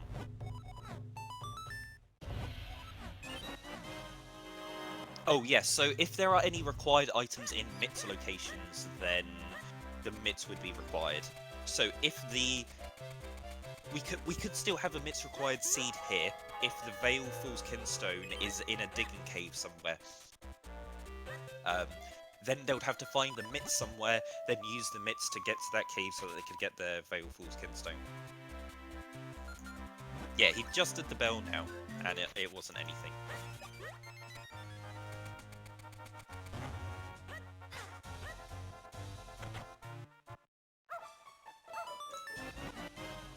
Oh, that was a Kinstone, and it was the Veil Fool's Kinstone. Now Francois is going to be heading directly for Veil Fool's now. He's going to go straight up to Palace of Winds. He needs to find out, is the big key on that spot there? The garden was actually required because the Veil Fool's Kinstone is behind Force Sword. The Force Sword opens up the school garden, and the school garden gives you the dog food. You feed the dog back in Lake Hylia, and then you can do you get the Veil Fool's Kinstone. Now, it's very unlikely that we're going to be seeing Francois getting any items at this point, because he is in pseudo-go mode right now. There is nothing, apart from 1 possible item location, there is nothing stopping him from being able to finish this seed at this point. Now, Dax is slightly behind Francois because he opted to wait until he had the cape first before going back to Templar Droplets and beating Octo. So Dax has to make his way through Templar Droplets now to get to Octo. And Dax also doesn't have the dog food, so he doesn't know where the Veilful's Glintstone is.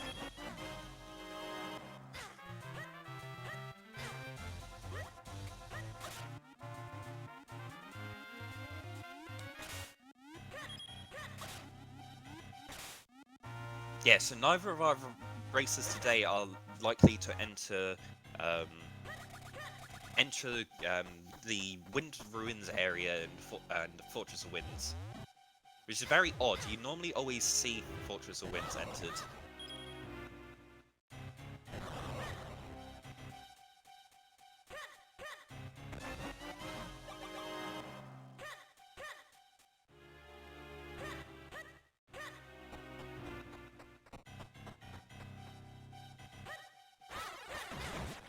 Francois will be getting a few of these checks that are like pretty much on the path going through. Yeah, Dax is getting slightly unfortunate here with some of these rooms in Temple of Droplets.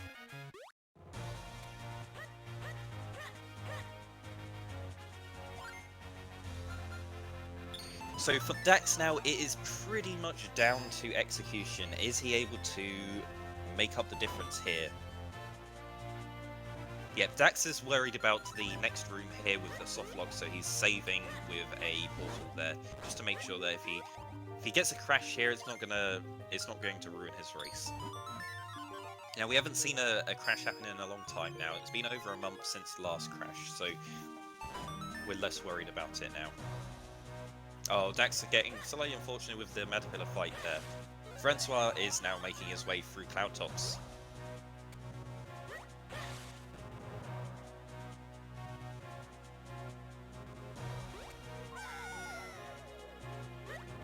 At this point, it's pretty much Francois' race to lose. He has to keep this consistent, keep this, don't lose too much time, and he's got this win in the bag.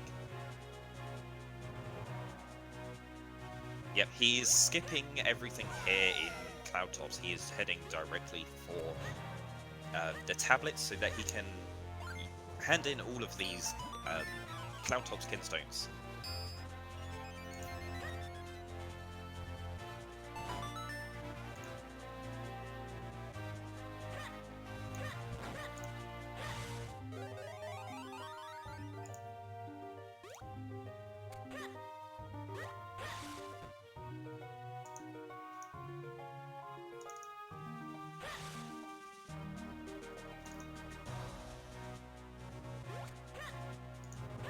Dax is finally making his way into Octo.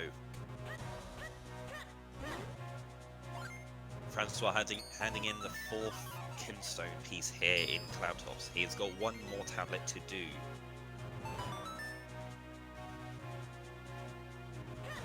Cloud Tops can take quite a while with, there's a bunch of piranha fights you have to do here.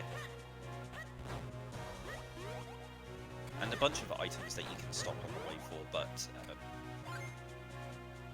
it's not going to take too much longer to head back here if he does, if he's not in go mode now, but it's just really important now to just get into Palace of Winds, find out is it go mode or not.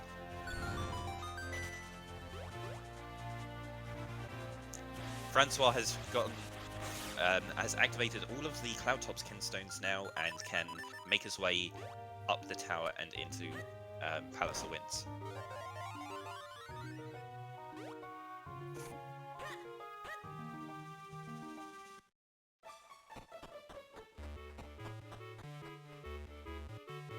Yep, he is skipping these checks and he's going directly to Palace of Winds.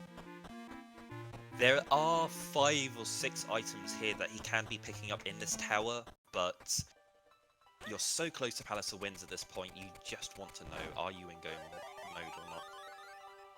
Okay, Dax is fighting Octo now, and now hopefully he's not getting too bad RNG here. Oh, unfortunate. He got sucked up by Octo there. He's on the RNG phase at the moment where you don't know what Octo's attacks are going to be. And he got sucked up and missed ricocheting one of the rocks back, so he's going to have to do an extra cycle. Oh, Octo's being very mean here, just constantly doing the suck attack, and then he's going to be doing smoke cycles constantly. Right, Francois going to want to be checking every single one of these item locations in Palace of Winds till he finds that big key. He really needs to find that big key, otherwise he is not in go mode.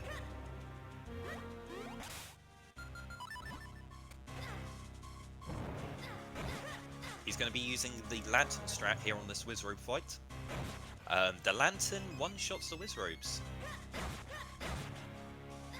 All you need to do is just walk into a Wizrobe with the Lantern out and it will kill them in one hit. So all of the Wizrobes in the game, we have strategies of using the Lantern and walking into them to speed up these fights. There is an even faster strategy which lets you one-cycle every single one of the Wizrobes with using the bombs. Now, unfortunately for Francois, he didn't get the big key. He only has one small key. And the next item in Palace of Winds is the pot puzzle, but he can't get round to there, so he's going to have to skip that and then go and check 2 more items. There are 2 more items that he can reach, and he needs to have find the big key on one of those.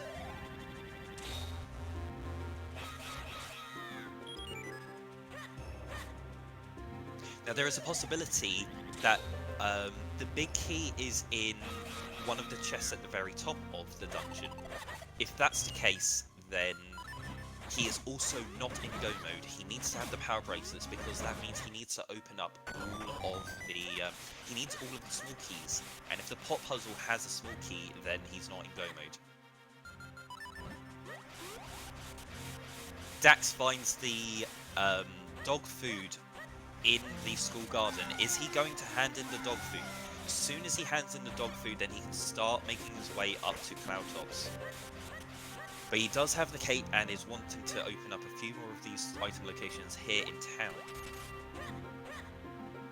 Now Francois has lost a bit of time here because he's making the safe route through Palace of Winds. He's decided to go the long way round this floor. Whereas Dax is going to do a sequence break where he's going to skip this floor of the dungeon by doing a precise jump. Okay, Dax is equipping the Ocarina. What is he going to do? He's going to Lake Hylia. There's one thing that he has available to him in Lake Hylia, and that is the dog. So he's going to feed the dog, and he's going to be getting his Veilful's Kinstone. And that is going to be Dax's pseudo go mode. He saw that's the Veilful's Kinstone.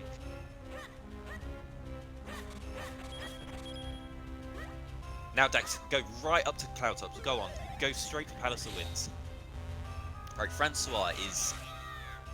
Oh no, Francois has made the wrong pattern of clones here. He's not going to be able to... Yeah, it's going to... One is going to break when he tries to go through there. But he needs to have Link standing on the left-hand side with a line of 3 clones. Now, he has the Force Sword, which means that he's creating 4 clones.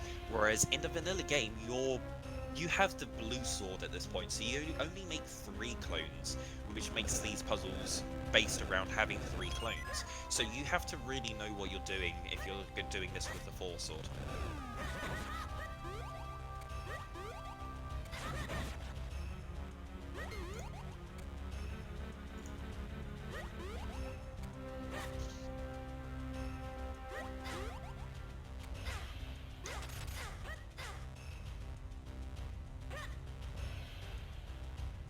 Yeah, Dax is skipping all of these items.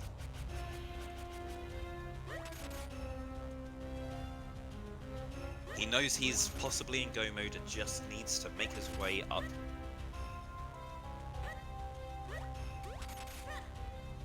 Right, Francois can't do the pot push puzzle here. He's just having to use the key here and make his way past this area.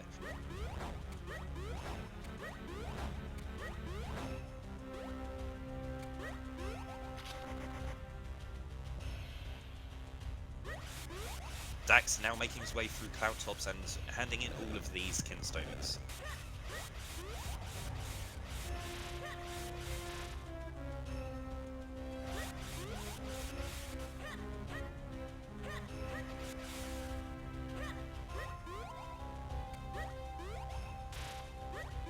Okay, Francois is now going to be checking out the next item. This is the Moblin Archers. What is going to be here on the Moblin Archers? Okay, there is a small key down there on the heart piece. He needs to remember that. There's a small key here. There has to be the big key on the Flail Soldiers or he's not in go mode.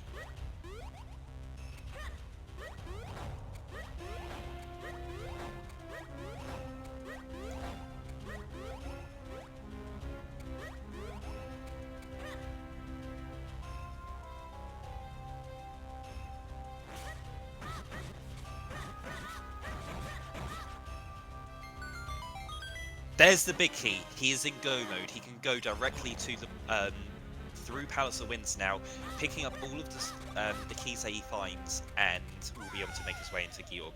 So that is go mode for Francois, and Dax is right on his tail. Dax will also be in go mode right now. Oh, Francois having a bit of trouble here on the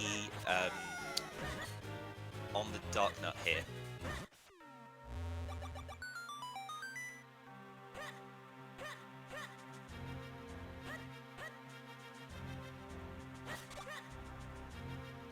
Francois has a sizable lead over Dax at this point, so it's very unlikely that Dax will be able to catch up unless Francois makes a major mistake.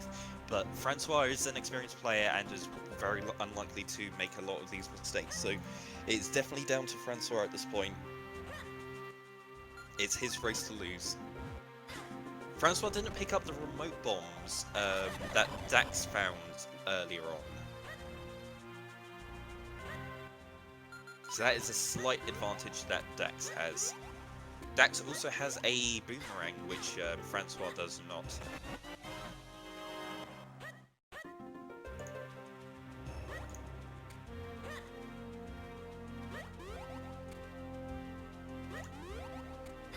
Yep, Dax has made his way through the top of Cloud Tops and is heading into making his way up here. He's checking Greagle on the way. He's probably going to be checking these items on the tower climb up. The only item he might need here is the power bracelets, but he doesn't need them. We already know this, so Dax is just losing time here checking these items.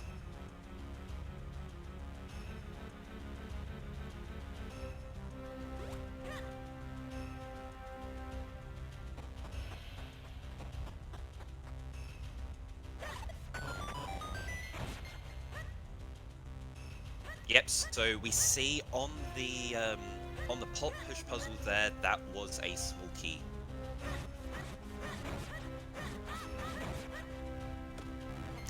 Francois needs one more key before he can... No, Francois has enough keys. He has collected 4 keys at this point. He doesn't need any more small keys, and he knows where all of the rest of the small keys are. There's one on pot push, and there's one on the heart piece spot. Yep, so he has one more small key, and there is only one more locked door that he needs to unlock. Right, Dax is now at the entrance to Palace of Winds and is going to be making his way through the dungeon.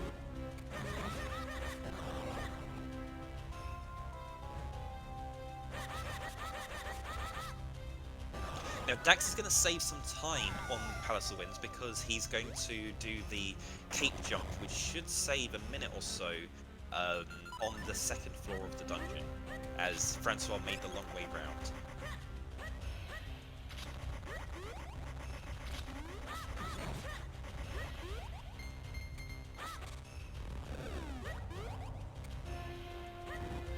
But Francois is going to be, by the time Dax has finished this dungeon, Francois is going to have a sizable lead heading into Dark Hyrule Castle. This is the last required dungeon. As soon as they've finished this dungeon, they have all 4 of the elements, and they can make their way into Dark Hyrule Castle. All of the items they need for Go Mode.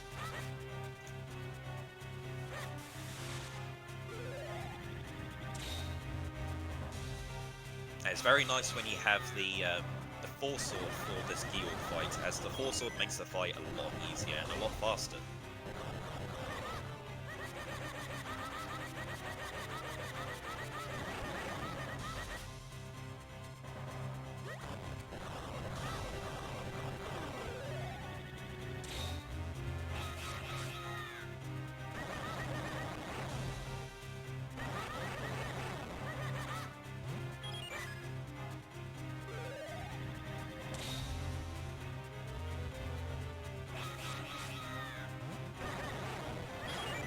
Dax did the fight with the Wizrobes, and now he's making his way here in to do the jump, and he gets it. Right, so that saves some time on the 2nd floor here, and he's going to be making his way up Palace of Winds. Francois on the 3rd phase of the Georg fight. In this phase, the blue Georg likes to fly around. The blue Georg was very nice for Francois there and decided not to actually fly into him, which can suck. Okay, Francois on the final phase of the Georg fight. It's very difficult to charge your clones during this station because there are little green ones that fly down really quickly and can break your clones before you get a chance to use them. It's possible to do a down strike on the center of the eyes here and be able to hit all of the eyes with one attack, which means you don't need to charge all of your clones up.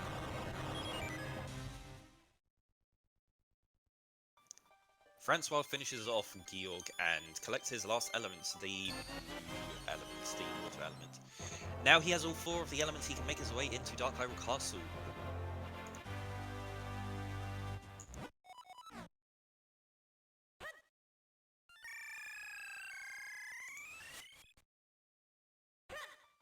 Dax, meanwhile, realizing he doesn't have the power bracelets and can't do he can't do pot push puzzle. He needs to make his way up the rest of the dungeon.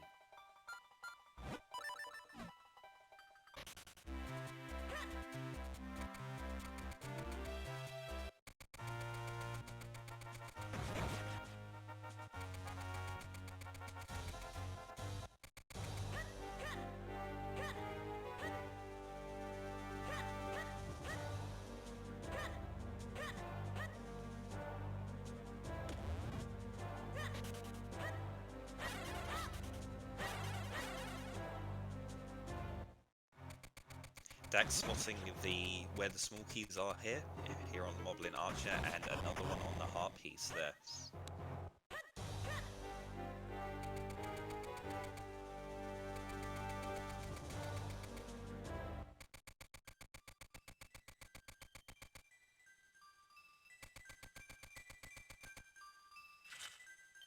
Now Francois is handing in all of the elements here to activate Dark Hyrule Castle. He's going to be watching a cutscene, which will open up the dungeon.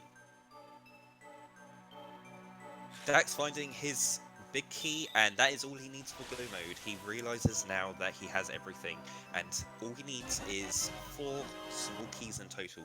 He has 2 small keys so far, needs to find 2 more, and then he's in Go Mode. He can make his way to the boss.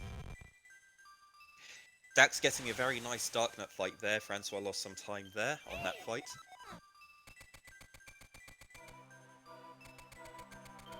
Dax getting his 3rd small key, needing 1 more, and then he can go directly to the boss.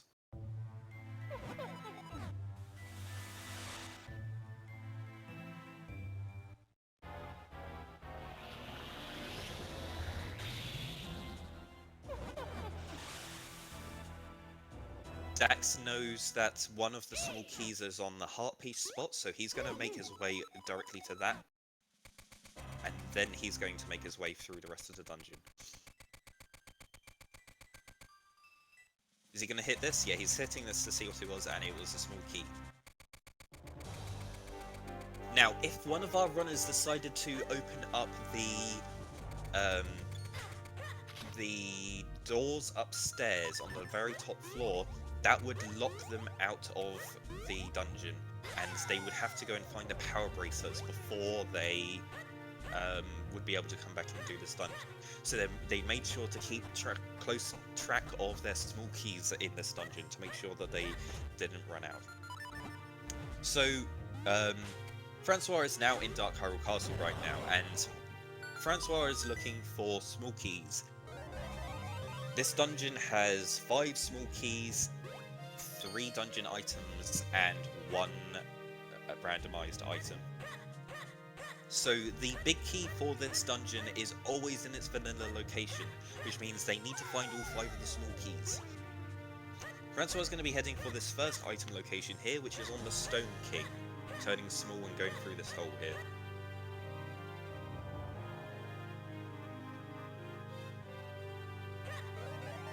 What is the small key, the Stone King gonna have for us today?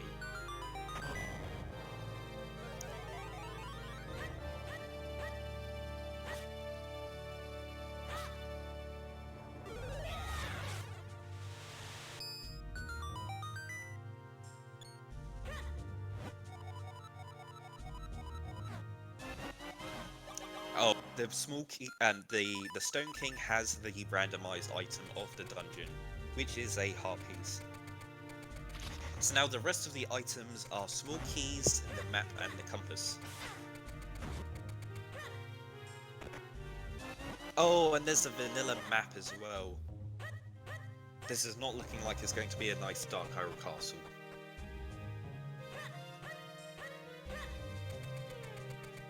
So Francois is going to go through the front entrance here, and that's going to make it faster for him later on in the dungeon, as when he does a quick warp, it's going to put him there as opposed to the entrance to the sanctuary, which takes a bit longer to go through.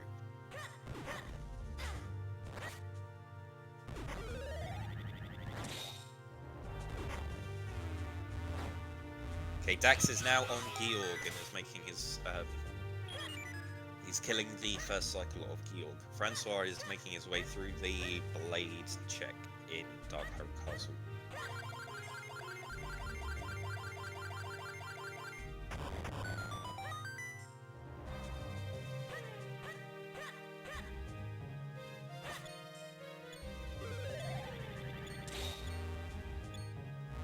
So Dax is opting to do great spin attacks on Georg here. That unfortunately didn't work. He got hit and broke his clones, so he's going to go for the downstrike strategy to kill these clones, to kill all of the eyes with a single link without having to create any clones. Francois finds his first small key on the blade puzzle there. And now he's going to be heading his way through the main part of Dark Hyrule Castle.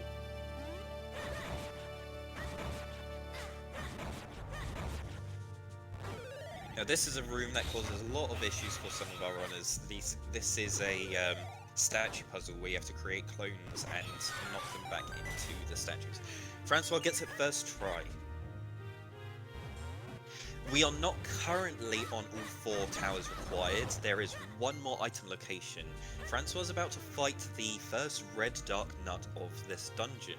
When he beats that, he can go and check the big chest on the right. If that has a compass, then we are required to do all 4 towers. So what is it going to be?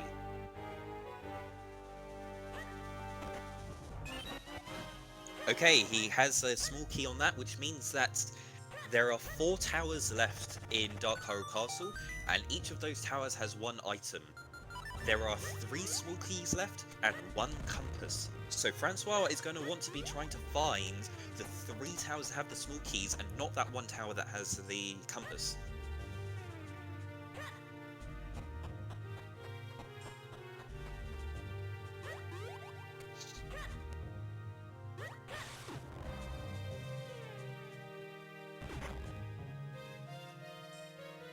So Francois is looking for 4. He needs to have a count of 4 small keys on his counter, and then he can go and open the boss key chest and be able to go and fight Vati. Dax has finished up Georg and he's making his way into Dark Hyrule Castle now, hot on Francois' tail. Dax is doing his best to try and close this lead that Francois has, but it's still quite a sizable lead for Francois.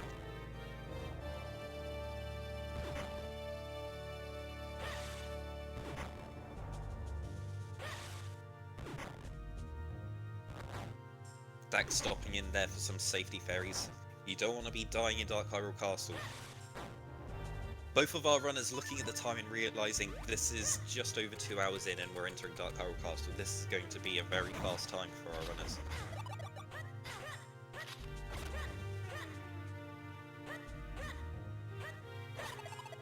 Oh, Francois accidentally going sideways in this room here.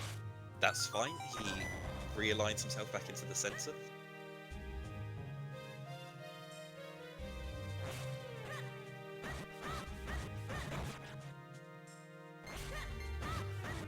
Francois taking it safe here with these chain soldiers. 4 sword swipes with the force sword is all you need.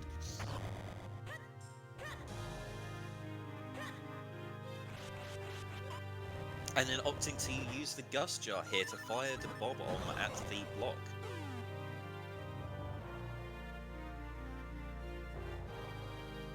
I believe that is the intended method of doing it in this in the vanilla game. Though it's very easy to walk right up to the blocks and just place a bomb on top of the blocks.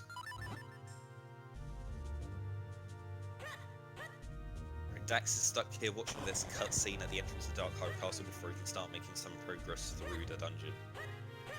Right, Francois fighting the first Black Knight. Using the roll attack strategy to get these hits in onto the Black Knight. Oh, unfortunate there. The Black Knight did a charge attack, but Francois didn't get behind him fast enough to pin him in location. Okay, Francois is now at the point where they can go and pick the 4 dungeons, the 4 towers they want to do first. He's opting to go for northwest first, the northwest tower. This tower requires you to use the bow to hit a bunch of eyes. Now, he doesn't have the bow butterfly, which means that he's firing the bow a lot slower than normally. Now, you want to be using a boot cancel to speed this up. If you use the boots directly after you fire the arrow, you can cancel the animation of Link putting the bow away, and it makes firing the bow just as fast as if you had the bow butterfly. And with the randomizer, the boots are bound to the L button, which means you can activate them anytime you want. You don't need to equip them.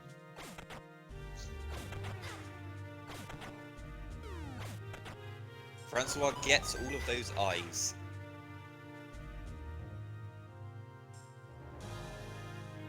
Yep, that room can be very difficult if you don't have the bow butterfly and you don't know how to use the boot cancel method.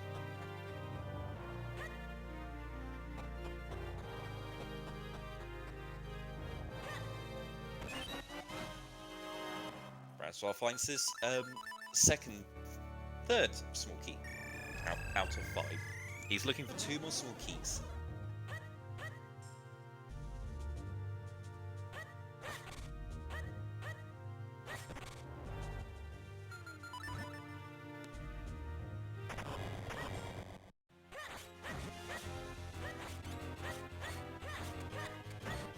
Francois getting really lucky with these Dark Nuts constantly using a dash attack.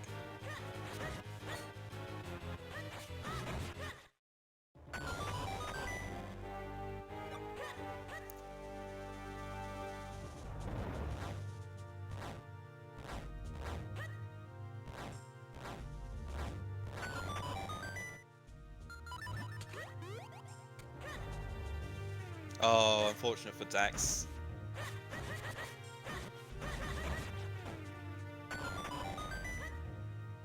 Having to redo that puzzle over again. Okay, what is Francois going to find here? Another small keys. So the first, both of the north chests are small keys. So it's a 50-50 check on these two south ones, the southeast and southwest. One is a small key, one is the compass.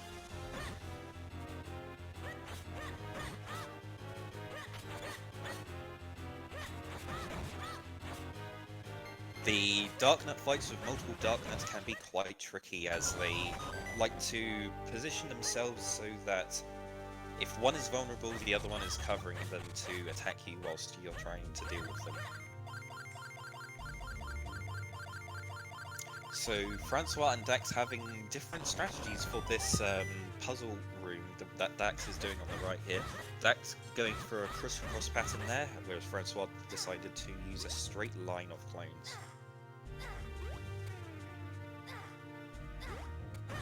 Francois getting caught by these genies. They are quite annoying. When they grab you, they can just chain grab you at that point, and you're just stuck getting grabbed. You want to be using a great spin attack to deal with those guys as quickly as possible. Dax showing off his cape strat for the Darknut fight here, using the cape to jump over them. Francois has all of the small keys, but doesn't have the big key because he needs to go and hand in those small keys with the big key first.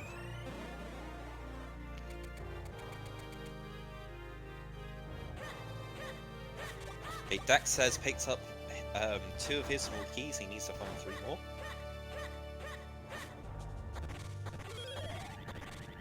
Francois is going to be picking up his boss key, and then he can go directly into the Vati fights. There it is.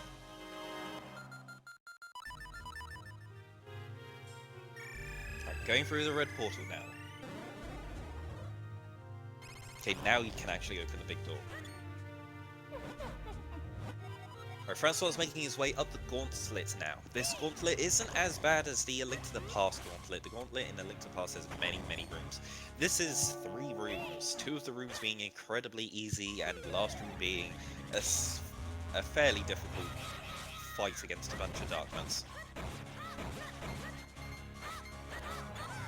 Oh, Francois being very unfortunate there.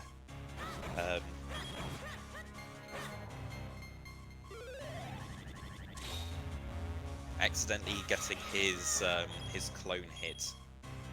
You see, a lot of our runners are going to be will create once they've created the clones, they'll use the great spin attack to great spin up to the top of the room. Alright, Francois is now fighting these triple Darknuts. This fight can be very tricky, as all of the Darknuts decide to guard each other's back.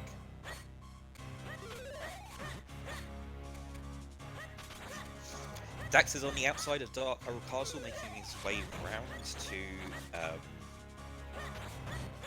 he's going to be trying to get to the blue warp now. And fighting that first, the first Black Knight of the dungeon.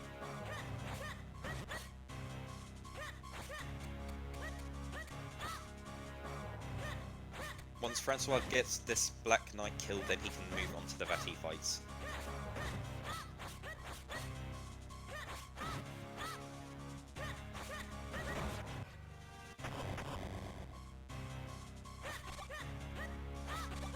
Francois picking up the hearts in this in these pots here.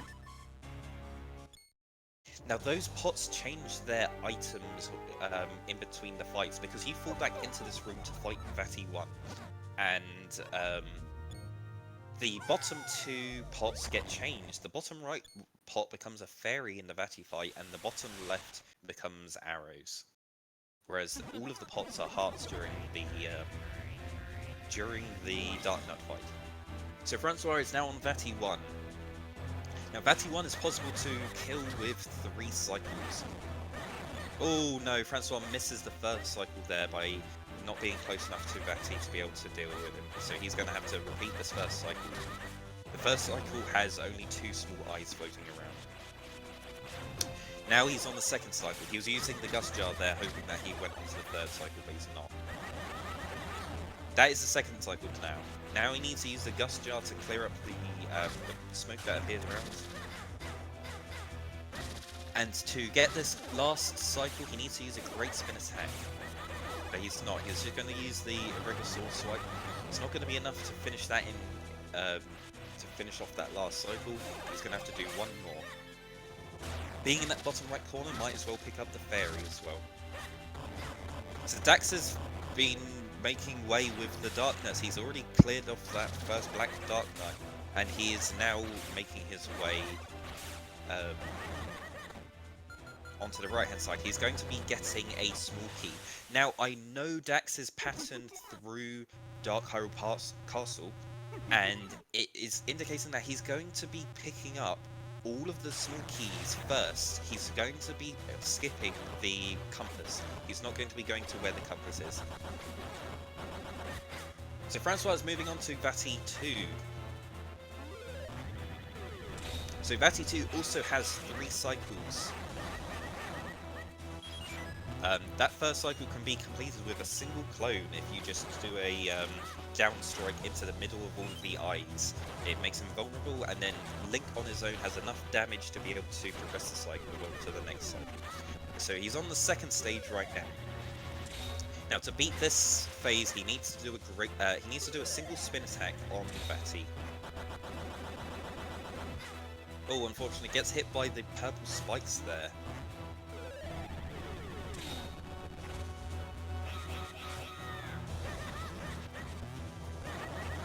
Francois is using sword swipes here. Unfortunately, it's not going to be enough damage to be able to get onto the last cycle, so he's going to have to repeat some cycles here.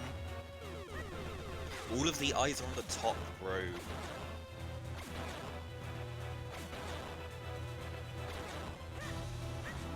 Dax also doesn't have the bow butterfly, so he's having to do that room without using the bow butterfly. Quite a tricky room there.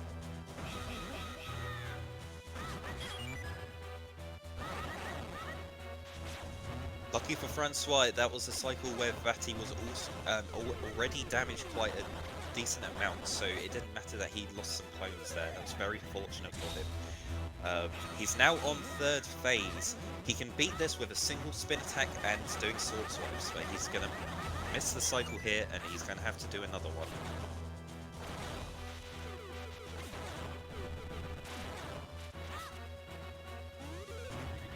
Dax is on 3 keys. He needs to get one more small key. He's in the location where he can grab the last small key and make his way into the fight. Dax is doing his best job here to try and catch up.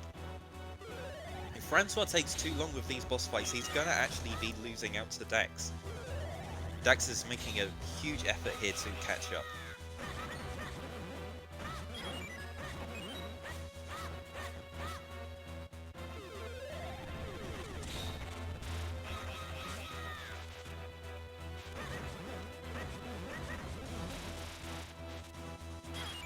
Oh, unfortunate for Francois, he was hitting the eyes there, but Vati was in the middle of an attack, so it wasn't registering the hit. Dax has enough small keys now. He's heading directly for the boss key. He's going to be picking up the boss key and heading his way into the gauntlet. Okay, Francois has finished off Vati 2. He's only got one fight left, it's Vati 3. Meanwhile, Dax is going to be picking up his boss key momentarily. There he picks up his boss key and starts heading his way to the gauntlet. Alright, Francois picking up some hearts, these fairies and these pots here. It's always a good idea to pick up those fairies before you make your way into Vati 3. You don't want to be dying on Vati 3. Now both of our runners only have a single bottle, and Francois' bottle is still full of that hot spring water. He doesn't have a fairy. If he dies, that is it. He is back to the start. Meanwhile, Dax is making his way through the gauntlet. He's already in the second room. Francois getting a very fast arm cycle there on Vati 3, standing on the pedestal block there makes him invulnerable to any damage, and then the arm gets shoved down into the ground. He uses the cane to be able to get inside the arm very quickly, finding the eye that's in the arm and kills it off very quickly. Meanwhile, Dax on the Dark Knight fight, he manages to kill the Black Dark Knight, and is now finishing off this last Red Dark Knight.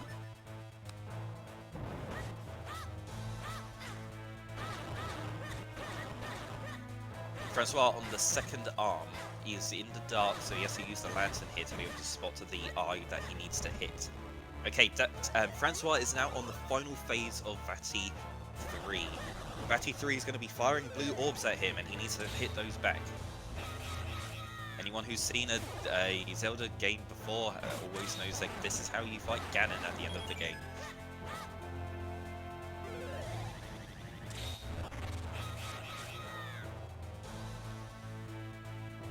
Now, Francois can manipulate Vati into always doing these blue orbs as long as he creates clones as quickly as possible and stands in front of Vati 3. This is going to be a very quick fight.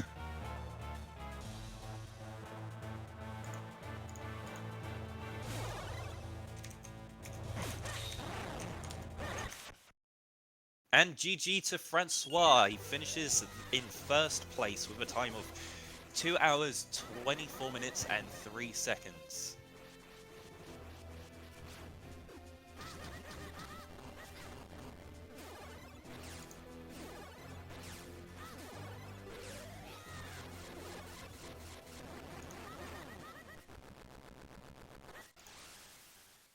Meanwhile, Dax has finished up with Vati 1. Dax very close behind Francois at this point. Dax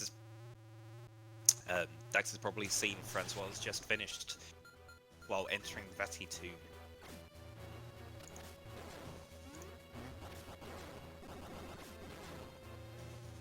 Alright, so we're going to have Francois in for a interview to see how he's taken this this race so far.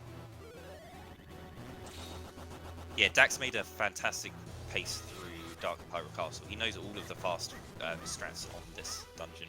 Yeah, he's showing off the great spin there to do this fight faster. That was actually the first circle, so he didn't need to create any clones there. He could have used the down strike with the cape. I'm sure he had the cape, the down strike scroll. I believe they picked up the down strike scroll at some point in this seed. Yep, showing off the spin attack kills Vati 2 really quickly. Yeah, he definitely has down strike. I think he just decided to create clones there instead of switching out to the cape. Really unfortunate with the purple spikes there deciding to land on the split platform.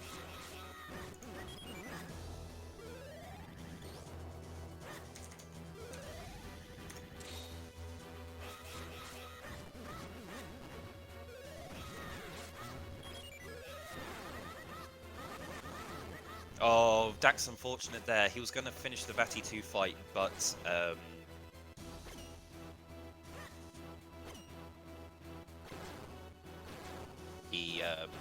unfortunately he got hit and lost his clone before he could do a spin attack there. Alright, so we're going to have Francois in here. Hello. GG's on the race. Hi everyone, thank you. So, Blue Chew. Blue Chew had a red sword. And that was progression for the rest of that seed. Remove Blue Chew. I mean, it was one of my seeds, so it was gonna be a sword. It had to be. Yeah. It had to be. But the thing is, Octo was required, so instead of putting it on Octo, it was like, okay, we'll put it on Blue Chew instead. Yeah, that would have no value after all. Yeah, so you and Dax were neck and neck throughout the entire thing. Is that so? so? Close. Dax is behind now simply because when you both did Cave of Flames, he beat Gleerock. Why? And that's literally been the only time difference. Um, maybe he checked a few other locations, but yeah, you were in go mode first. Yeah. Did you check Greyblade? Greyblade? No. No. In that case, then yeah, he went and checked Greyblade as well, which is also what put him slightly behind. Okay, I see. And that Baleful's Kinstone, wow. I think for me it was the first time that Fifi gave progression. So Yeah, I Fifi's was kind of the surprised. the dog in the lake cabin in Lake Hylia, having to get the 4 swords to be able to get the dog food The dog in food. the garden to get your Baleful's Kinstone. That was quite a weird sequence of progression. Yeah, indeed. Yep, Dax is making his way through Vati 3 right now. He's going to be finishing up very shortly. Speaking of Vati, I think I've had the worst Vati 2 ever in my running Yeah, history. that Vati 2 was very trolly. And GG to Dax, finishing GG with Dax. a official time of 2 hours, 29 minutes and 4 seconds. It was pretty much exactly 5 minutes in between you two. GG Dax. GG's. I hated that seed. I could tell. Why did it have to be Blue Chew? I'm so sorry. Yeah, was it both of your last location? I'm pretty Yep. sure it was last location for both of you. Yep. Yeah, though I didn't have much to check anyway.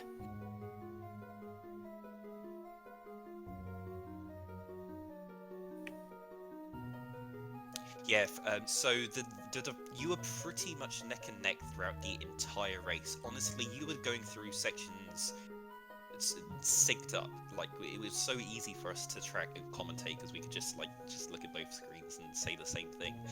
The route divergence changed when you both went to Cave of Flames. Francois didn't do the boss first. He went into the basement and found the Gust Jar and bailed straight away. Yep. Then he went to Templar Droplets and found the sword first. Dax, you went to fight Gleerock first and lost some time there. Francois never went back and fought Gleerock after that. Dax, did you go straight to the boss in Droplets after getting the third sword? No. No? I- You waited for the cape? Yeah, I waited for the cape. Okay. So I think you might have gained some time at that moment too. Yeah. The moment I got the sword, I didn't want to fight Octo just because I was so frustrated. Yeah. I also didn't have a shield, which meant I was going to mess it up. Yeah, I made a prediction that you were waiting for the cape, and that's pretty much what happened. As soon as you found the cape later on, you went back for Octo. Oh, and what a fantastic cape location on Dampé. Dampé. Someone needs to at Dampé and tell her that the Dampé was required this season. Dampé, bro. And I think the other thing that lost you time, Dax, was you did the Minish checks in Caster Wilds. Oh. Francois, you you found did. the sword in the grave and then left to go up to the graveyard straight away.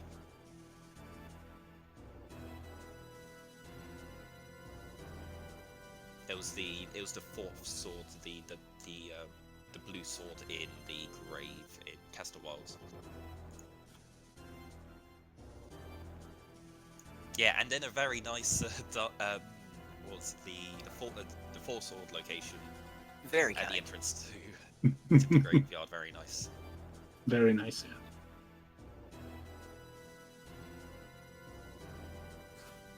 So, when you... Okay, did you ever find the power bracelets? Nope. Okay. Yeah, neither of you did.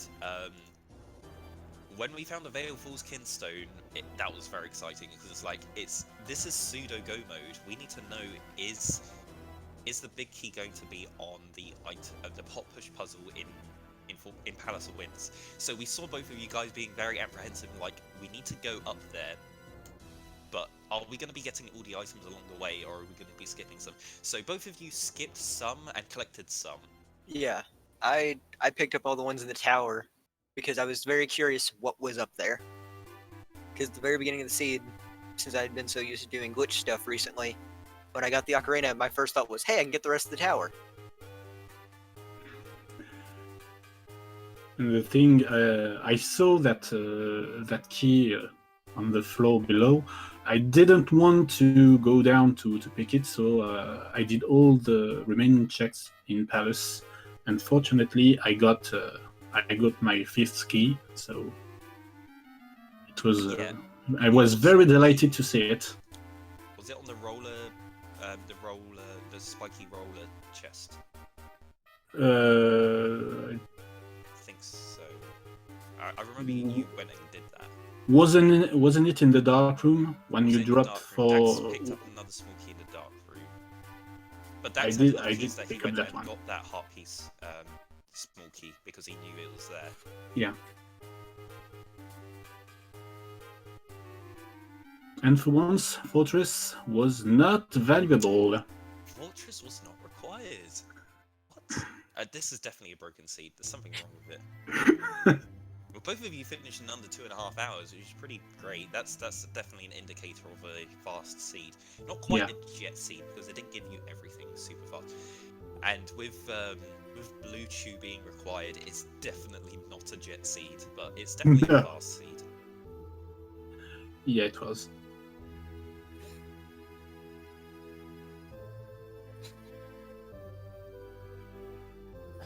I did not want to fight Blue Chew today.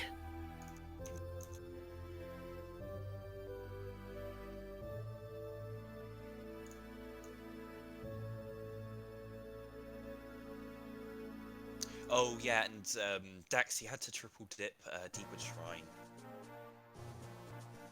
You went back there after you found the bombs, but before the Gust Jar. Francois only went there twice because he went to Cave of Flames and found the Gust Jar, and then went to Deepwood Shrine straight afterwards. Yeah, I was really trying to put off Cave of Flames.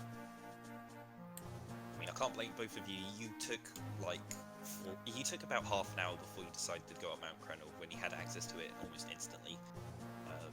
Yeah, seeing Cave of Flames not required, you just want to avoid Mount Crenel the rest of the seed. The thing is, I did double dip Cave of Flames.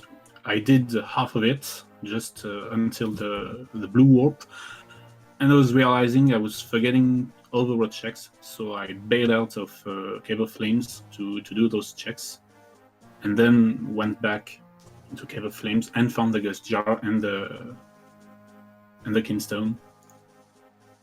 That was very fortunate. Yeah, I did it all at once because it was all I had left, and I fought can't think of his name. You know, the walls. Gleerock. I fought him because I thought, well, this seed seems it's gonna get bad. I'm sure he has cape. Well, you got a boomerang off him. I guess that's something. I guess. He did have a boomerang. It was weird not needing mitts. Yeah, mitts was not required. You never saw it.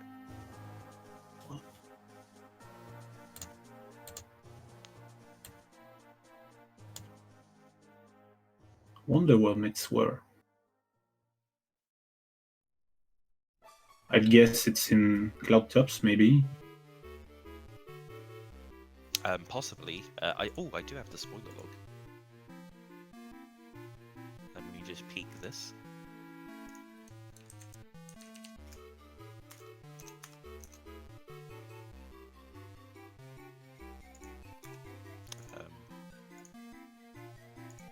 I can't find them. Wait, what?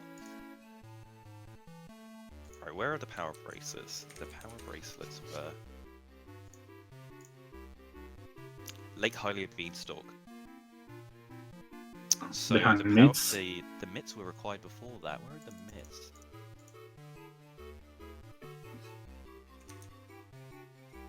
The mole mitts were in. Oh, it was on the Falls Cliff I after see. you get the Vale Falls Kenstone. Yeah. Okay. Oh, and the arrow butterfly was on the behind the wall. Ah, so if one of you guys decided to bomb that wall there to pick up the item there, you would have picked up. Oh. You would have picked up the arrow Ah. butterfly. I would have put it to good use. Yeah, I saw both of you were struggling with that room, the northwest tower in Dark Hyrule Castle.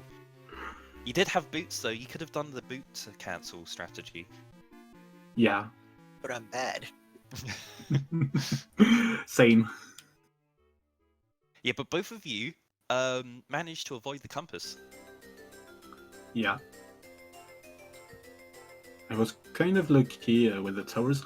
Anyway, I was telling me you have to do 3 towers out of 4, so Yeah. let's cross fingers.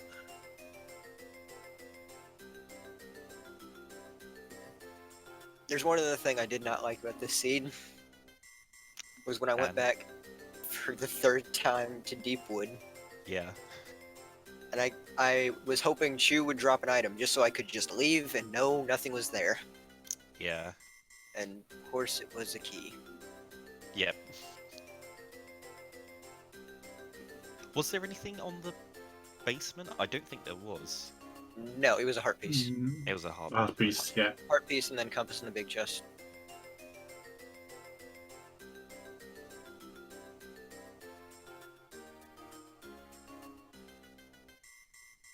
I'm pretty sure that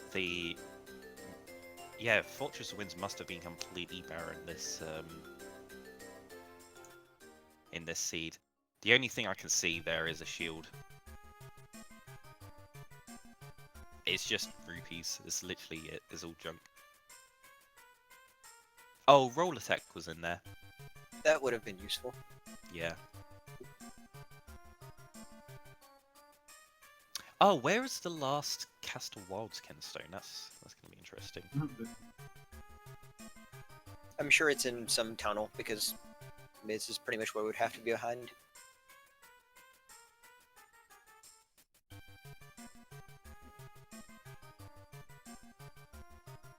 Oh, it was in the Krenel Dig Cave heart piece. The one As at the top of expected. Krenel. Ouch. Where was that's Great a, that's a Spin? horrible spot. Where was Great Spin? Oh, did Oh. you never get Great Spin? No, Nope. Dex, you found 2 Rem. scrolls. It Rem was. is where I got Great Spin. I got Spin Oh. from Vanilla. Yeah, that's right. You two did those Ah. 2 checks in the opposite order. Francois did Rem first, and then got fast charge from the from Swiftblade. Oh. Dax, you did Swiftblade first, so you got Great Spin from Rem. Okay, then your Great Spin was in... I think it was in Greyblade. Grimblade. yeah, Great Blade, because that's where I Yeah. got split in fast. Yeah, you got 2 scrolls in both in there. That was quite hilarious.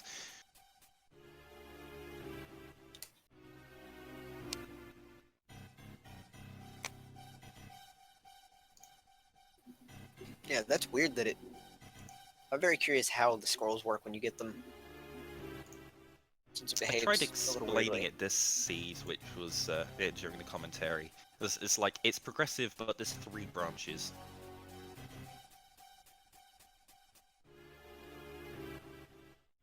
Okay, then I guess what would be normally spin was in Grey Blade.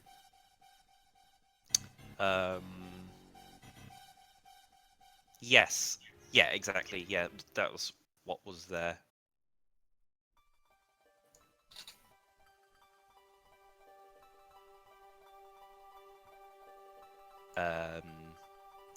Yep, Greyblade left was spin attack, and Greyblade heart piece was fast spin.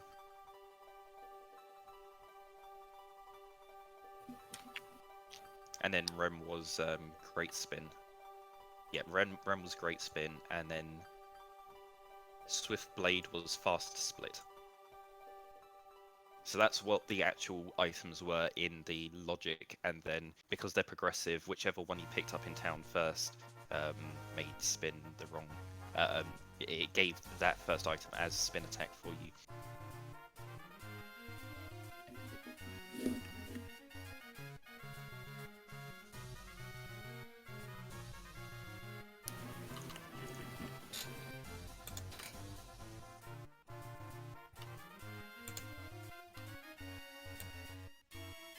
Alright, I think we are done here, so thank you very much to our two runners here for giving us a great race today. Finishing both in under 2.5 hours is a very nice time to get. Thank you to our tracker today, iBot, managing to track both of you guys at the same time, and also thanks to you two again for making sure that you stayed on exactly the same route through the game, making it as easy as possible for iBot to track this. And I think you it's a to, replay from last week. Oh yeah, exactly the same as the last one. Did you two race last weekend as well? Yes. Yeah, you both went exactly the same route again. Yeah, thank you to Speed Gaming for restreaming our race today. We're going to be having this. This is going to be our time slot for our weekly Minish Cap Randomizer race. Going to be having it Saturdays at 3 p.m. Eastern. Is it? Yes. I know it's. Is it? Yeah. Yeah. Cool.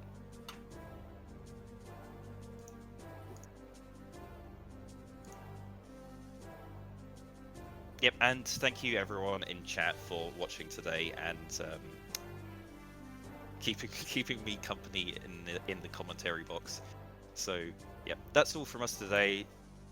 See you guys next week. There's more stuff in the Speed Gaming channel ready to go, so check out the Speed Gaming schedule for more Speed Gaming content.